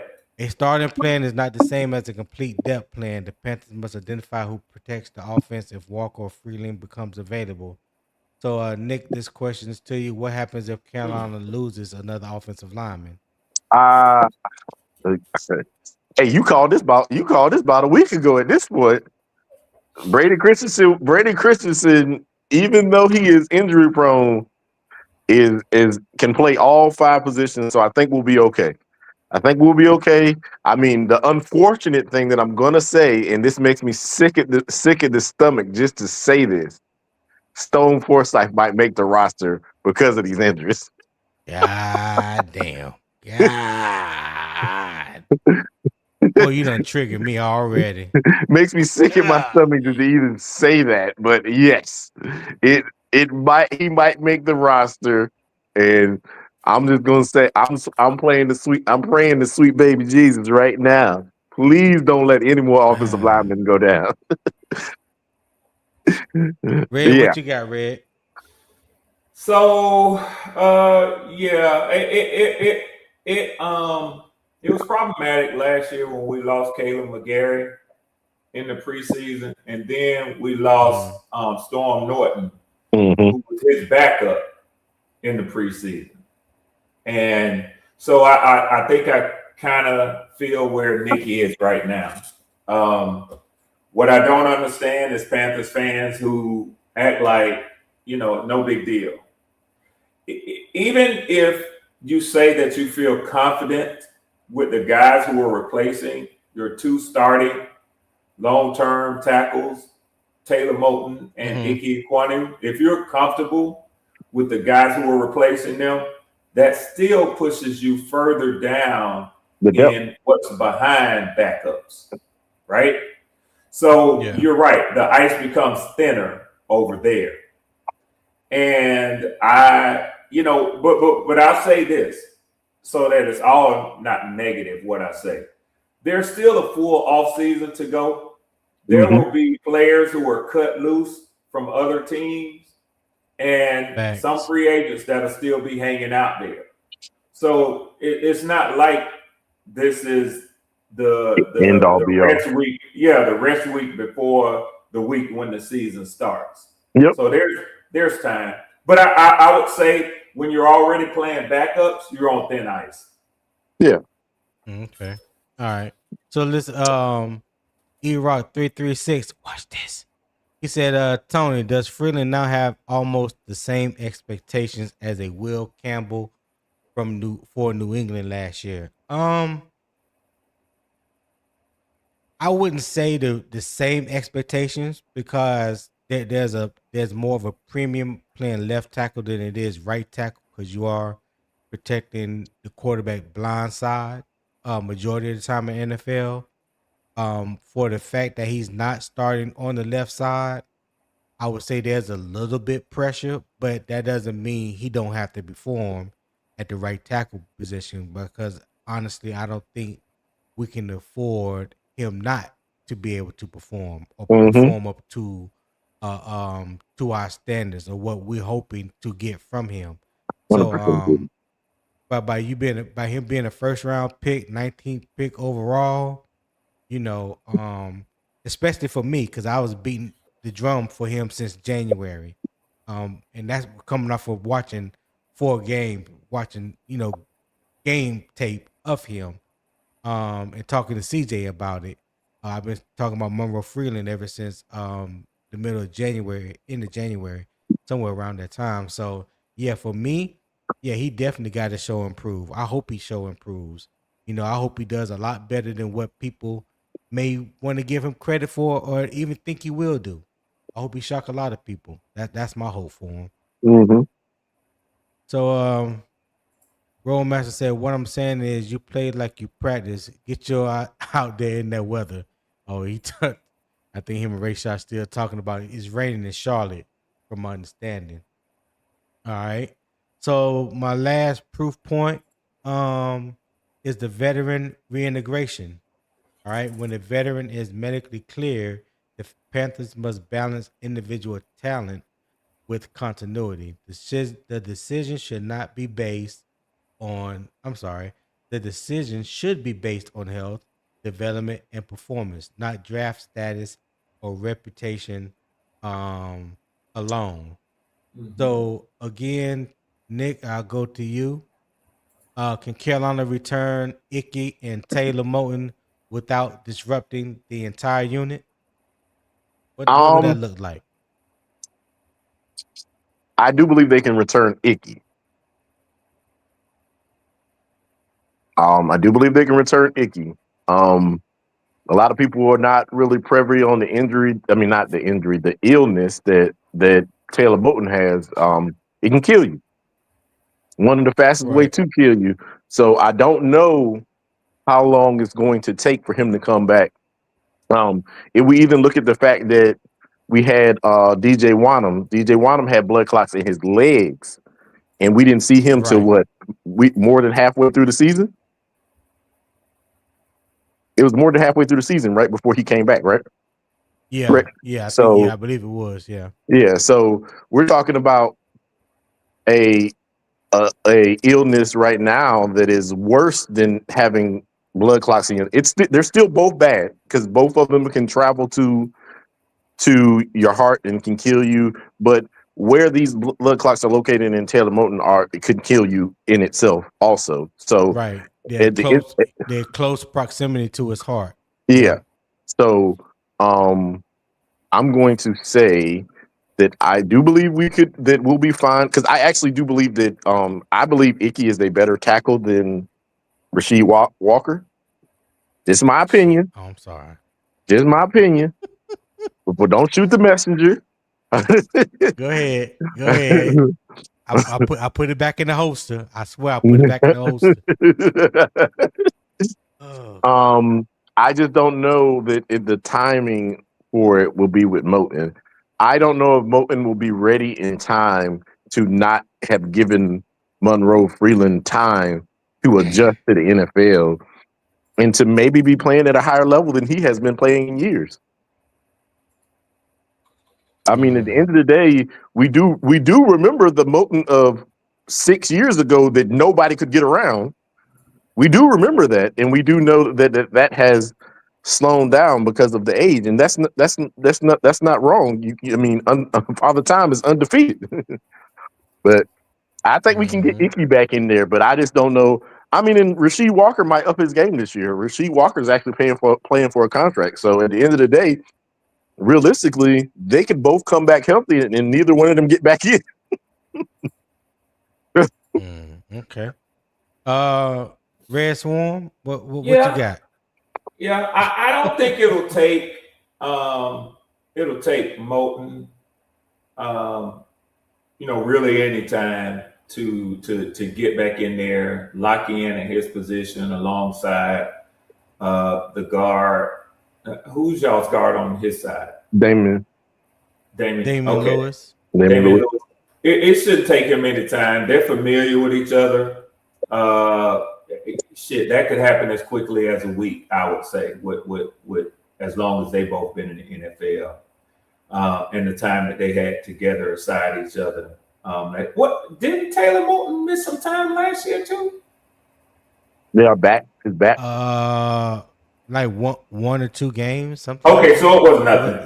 That was nothing. Yeah, so they pretty much played the whole season beside each other. Yeah. I would say that'll be a quick, transition for him to get reintegrated back into there. I think Nick raised a good point, as well as you, Tony. That might be why they put the rookie over there on the right side, is because they expect that Moton will be back, relatively quickly. And the absence of Ickey is going to be lengthier. So maybe their plan was to have Walker just, settle in at the left tackle and give your rookie more time to develop, knowing that Taylor Moton would be back relatively quickly. You think so, Red? I don't know. I don't know. Like, I know. I mean, y'all team like that, but I think that it begs at least the thought on that. It makes sense to me. Red, I'm gonna say this, and no, not with y'all like this. It ain't nothing to tell you. The only reason they put the rookie over there is because the rookie is the only one who has played right tackle. The only one out of the two tackles, he's the only one who has played right tackle at all. I think I saw Rasheed Walker has been on the right side one time in college. One time. So at the end of the day, this kid has played multiple snaps at the right tackle. So you would prefer to take the one who has more experience and put him over there rather than putting the one who has, and then in the NFL has zero experience at that. I see what you're saying. So I think my point made was a valid one. I get that you don't agree with it, but I also don't think that you can say that's the only, meaning one singular, none other. I don't think that you're at liberty no more than I am, just guessing, spitballing, to say that's the only reason. Now, what will signify for me that maybe you are correct and that he is your strongest option at right tackle is if when Taylor Moton is ready to return, they put him on the left side and push Walker back as opposed to replacing the rookie on his natural side. Oh, no, they're not going to do that. They're not going to do that. We'll see. We'll see. If they decide they want to take Rasheed Walker out in the middle of the season, that means that Taylor Moton's going back to the right, and they're going to move Freeling back to the left because they don't trust Rasheed Walker. That's literally as you said, that's the only reason. And since he's such a good right tackle, we'll see if they let him over Moton when Moton is ready to return. We'll see. No, I wouldn't say it like that. I'm just saying because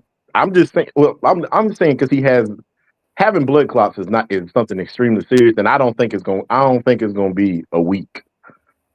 I don't think it's going to be a week like you said. Who said a week? I didn't hear nobody say a week.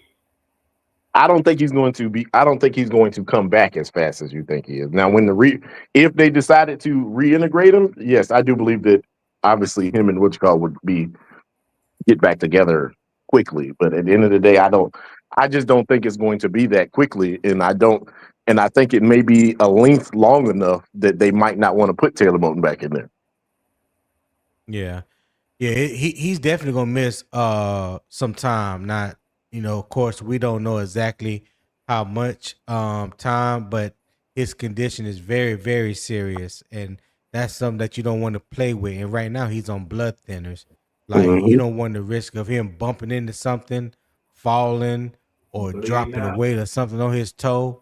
Like he got to be extremely careful. And then you talking about getting back into football shape once he is clear. So you talking about at least half the season, or it may be a good opportunity. It may be a good chance if Monroe Freeling is playing like I hope he is, like I hope he will. You may not need Taylor Moton to come back. And let's not forget, what his salary cap figure will be going into next year. He can very well be a salary cap casualty for the Panthers. So if Monroe Freeling steps up in that right tackle position and show Dave and Dan and Brent Tillis and those guys that he's the answer, they gonna go with the cheaper option. Yeah, that's all I was saying too, Tony. That's all. That is 100% what I'm pointing out is the fact that being on blood thinners, having to kind of take it easy, not putting yourself in risky situations, and then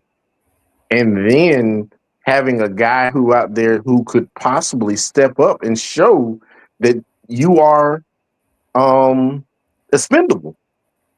And Nick fashions himself, Tony, as a salary cap guru. And I think that he would probably agree that y'all gonna have to create some cap space somewhere, somehow. We're gonna have some players are gonna have to go next year. Some players are gonna have to go. You can't pay everybody. There's some things that's going to be that needs to be made. That's going to be made. And I listen with Brent Tillis behind the helm. I believe in him wholeheartly. So I'm pretty sure those guys have a plan. They already know what to expect. They probably already have a jump on who they want to keep and who they're going to let go. So I don't have no doubt when it comes to that. I don't try to even really think about it until it's time to think about it. So, but yeah, definitely some decisions will have to be made. All right. So that was the end of my 6-point proof point. All right. So the main debate for the second half is, did Carolina offseason tackle investment create dependable depth or merely a better temporary plan? Ray, you go ahead and go first on this one. Woo! Well, this might seem strange coming from me, but so now, did you say merely depth or better temporary plan? Was that your question? Nope. The question was, did Carolina offseason tackle investment create dependable depth or merely a better temporary plan? Dependable depth. No question about it. No question about it. It gives y'all options. If Walker and Freeling show that they're not quite ready to be the starters, they're definitely can be viewed as and used as dependable depth. From a veteran tackle in Walker to a developing tackle in Freeling. And he is much more than that. Let me go on to say that now. But I'm saying in worst case scenario, if that's what they prove to be. And you have to rely on Ekwonu and Taylor Moton when they come back long term. Y'all already know what they can be. And then if in the worst case scenario, you have the rookie out of Georgia and the other guy as depth, how can that not be a good investment? So I think that y'all absolutely created dependable depth. And even more than that, I mean, it does seem like maybe Dan Morgan. Well, no, I don't think that. No, when the draft was held, no, they didn't know that. So you can't give him that sort of thing. But I mean, no matter how you look at it, it makes y'all selection of Monroe look more and more and more like the best choice that y'all could have made with the first round pick. And this is just me being a real football talker. Fuck hating on a division opponent. I do have the ability to keep it 100. And that shit is just starting to look more and more and more like the right move that y'all made. It is what it is. All right. Real quick, before I'm gonna go to T Code, before I bring him up real quick. Hey, we've been here over 3 hours yet. My daily goal is $25. I'm like $18 away. Hey, show support for the content that I bring to you each and every morning. I would greatly appreciate it. QR code in the top right. Scan that QR code. Give whatever your heart leading you to give. There's also a pinned comment in the YouTube comment section that's pinned at the top for my PayPal. If you're watching the stream, which I know majority of you are through Carolina Armchair GM CJ stream, you can also send a super chat. All right, you can also send a super chat. There's like 10 people watching through my stream, and I know I have more subscribers than that. So evidently, people haven't subscribed that I need to subscribe. So again, if you haven't subscribed to Unbiased Opinion Sports Talk, go ahead over and subscribe to that channel as well. There's a total of about 63 people watching between the two channels. If you have not subscribed to Unbiased Opinion Sports Talk, just go ahead and on over to Unbiased Opinion Sports Talk, subscribe, hit the post notification bell, select all, so you'll be made aware when I do go live. It's Monday through Friday, 7 a.m. Eastern Time. I would greatly appreciate that, you guys. Tico, what's happening? Yo, what's going on, fellas? What's happening? What's going on, man? We trying, talking a little football on day one of training camp. Yeah, man, we here now. Yes, sir. Yes, sir. We are definitely here. You coming in right towards the end, but I'm going to go ahead and ask you this question. The Carolina offseason tackle investment create dependable depth or merely a better temporary plan? What say you, my friend? I'm gonna say yes with the addition of Christians and kind of made it a little bit better. As far as the interior is concerned, because I was a little bit concerned about, the interior's backup, where the two guards to be more specific. Until we got Brady. But yeah, man, I think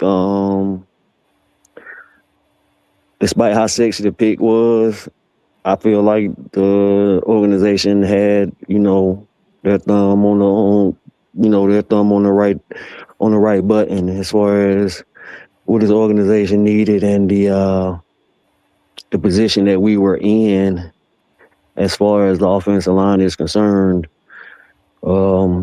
With Walker, being a stopgap, not knowing exactly, and as far as the money is concerned, and with the uncertainty of Moton and at that time, and as well as Ickey's uncertainty. So yeah, man, I think that was a some good self-awareness, evaluation that we did on our part as far as the organization, and just to pick up on I think, an earlier conversation about Moton being unfortunate. And Right. that's like Red was saying, to say it don't matter at all will, being a disservice to what Moton has provided for us over the last few years. Freeling, I mean, he's a first round pick. He has all the athletic ability, all the tools. He's younger, stronger, probably, a little bit more athletic, taller. It's going to be in between the ears for him, and how quick he can adjust to the games and the twist and the stunts and the wide nines and the corner blitzes, nickel blitzes and stuff like that. But one thing I can say, he got Big 50 right beside him. Just like Lewis had, your boy Walker gonna have Lewis beside him. And I don't want people to talk about Walker like he just came from out of college, like he ain't play a full season, like he ain't just protect, love. Like so yeah. Like let's not talk about Walker like he's just some Rudy poop. You know what I'm saying? He has, he got quality games under his belt, playoff games under his belt. You know what I'm saying? And a totally better pass blocker than Ickey was off the rip. So what he gonna do here is yet to be seen. And shit. Yeah, I think that's where we are. I know for a fact that Luke Fortner is smart. He's like a damn rocket scientist or something like that. So that's going to help with the communications. I can't say how it's going to help with his ability. But I know knowing what to do and knowing, how to get people in line is a good quality. And he should be a quick study with the offense. Right. And it seemed like his trajectory is going up versus when he first got to Jacksonville. I don't know what happened over there, but he played pretty good for the Saints last year. We got the young boy behind him. So I think that Ickey and Moton come back. You don't know which one gonna be healthy, which one gonna come back. If both of them gonna come back, I don't even think I'm ready to go there yet, bro. We're across, you know what I'm saying? I feel like either way, if either one of them healthy, it's a good thing for us because we're gonna have a hellified swing or somebody gonna get traded or it's assets at the end of the day. Right. We have assets. So that's where I'm at with it. All right, what you got, Nick? I think the insight for them was very great. I mean, I think that a lot of us was hoping. I mean, maybe you weren't hoping that, Tony, but I think a lot of us was hoping they took a defensive player. I know that T. Cole was hoping that. I know that T. Cole was hoping they took the same player that I wanted them to take. But that did not happen, and they took Monroe Freeling. And now it actually, with what's going on right now, it looks ingenious to me. I think that they did the right thing at this point. Now, I mean, we can't. At the end of the day, everything starts at the offensive line. If the offensive line is in shambles, you can't get anything done. So at the end of the day, they made the right choice. I think that this was a extremely smart choice, and just like Tico was saying a few seconds ago, is like if both of them come back healthy, if both Ickey and Wichita come back healthy, I think that all that does is add really good depth for us, and it puts us in a place that we don't have to worry about the offensive line anymore, at least for this year. And then maybe it gives us an opportunity to say that okay, maybe we don't just cut Moton. Maybe we send him to somewhere else, and we get maybe a fourth, fifth round pick for him or something like that. I mean, because these are assets. I don't know, and maybe Rasheed Walker earns a contract somewhere else, and we keep Ickey. Who knows how it's going to turn out, man? But but in the way that things have turned out. And you calling the Brady Christensen coming back now, I do feel like we have added the proper depth that we need. Because I do believe last year we went into the season with nine linemen on the active roster? Returning lineman. Yeah. I'm talking, Yeah, I'm talking on the 53. Once we got down to 53, I think it was 9 active linemen. Yeah, that's what I'm saying. And all of them had played with us the previous year too. Yeah. Yeah, that's right. That's facts. So I think that we will be okay because I think that the investment to the offensive line over the last 3 years has put us in a place that we can survive these injuries that we're getting right now. Mm-hmm. Right. We got Walker to replace Josh Neiman, and we got Fortner to replace K. Mays. And you see what I'm saying? If you can look at it like that, then we drafted. You can look at it like we drafted Moton's replacement, and Ickey is TBD. Yeah, yeah. See, he might can slide in the guard when Big 50 leaves.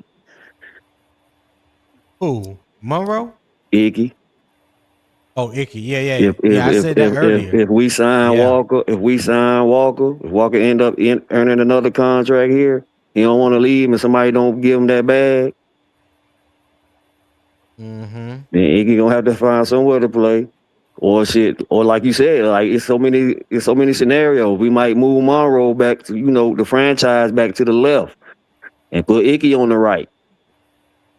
And then Walker be the swing tackle and let somebody offer him the bag. Depends on what he do. So I think the future for me is Ickey and that damn Monroe. Okay. All right. Well, you still believe in Ickey at tackle? I don't like his pass blocking, bro. I don't like his pass blocking at all. I ain't even gonna hold you. Yeah, exactly. Pico, it got better though. Pico, it got better though. And when it got better last year. I think I feel about Ickey like 336 feel about Bryce. Somebody knocked Nick head off with that comment. Hey, it got better. It got better last year. I mean, it ain't great. I ain't gonna lie. I ain't gonna hold you there. It ain't great. You heard what I said, dude. I think I feel about him like 336 feel about Bryce. That should tell you everything you need to know. Man, don't do poor Ickey Ekwonu like that. Yeah. Hey. Nick, if you ask my wife, she probably worse than what 336 feel about Bryce. I want to get her started on Ickey. That nigga got like 5 false starts in a row. Like, come on now. Hey, look. Listen, the man got. Hold on. I gotta look at these numbers. Let me look at these numbers, man. Let me look at these numbers. I don't care about you looking at the numbers. We talking about tape. Dang, he had what we see with our own eyes on the field. Dang, I didn't know he had 7 penalties. Man, go. Hey, Nick. Hey, I'm about to get out of here, man, before Nick piss me off. Hey, y'all do me a favor, man. Hey, look, we've been here almost 3.5 hours, man. Support the channel. I ain't even reached my little daily goal of $25, man. I'm kind of hurt behind that. But yeah, the QR code's in the top right. I'm hurt too, Tony. I'm hurt too. The link is pinned in the YouTube chat. So yeah, I'll greatly appreciate it. And if I need to, let me put it right here. And nope, that's not it. Dumb me. I don't know who they think and everybody know Panthers fans got money. What's the deal, man? Huh? I'm telling them. I'm finna raise hell, man. I don't like it. I don't like it. The man been kind as he can be. He ain't put no weapon. See how I did that, Tony? To nobody's head. You know what I'm saying? I put the link in the chat on our StreamYard. No weapon. So you guys can click the link if you don't mind. I would greatly appreciate it. What you say, Red? Hey, like my boy on ATL, I'm so disappointed. You're so disappointed. Yeah. All right. So Carolina has passed the preparation test. The Panthers saw the possibility of adversity and built a plan before training camp began. Now the performance test starts. A name can fill a position on the depth chart. Dependable depth allows the entire unit to continue functioning. Walker and Freeling had the first opportunity to prove that Carolina's preparation can become production. Today, they take the field. Tomorrow, we begin evaluating the evidence. All right. Hey, thank you guys for tuning in. Thanks for the panel. Red Swarm, appreciate you for Thank you for being having me. here. Yes, sir. Nick, Thank you. Prowling Veteran, T. Cole, Ray Shock, Likewise. Tip Drill Will, Poppin', everybody that was on the panel today. Hey, I greatly appreciate you. Thank you guys for coming up here, chopping it up with your boy. Yeah. So thanks for tuning in. I hope everyone enjoyed the show. If you did, share it with a friend or a family member. And don't forget to hit that like and subscribe button on your way out. If you want more content, consider becoming a member on Patreon. And please subscribe to my YouTube channel. I would greatly appreciate it. Check the YouTube description for all my social media links. All right. I'll catch you next time. And keep pounding.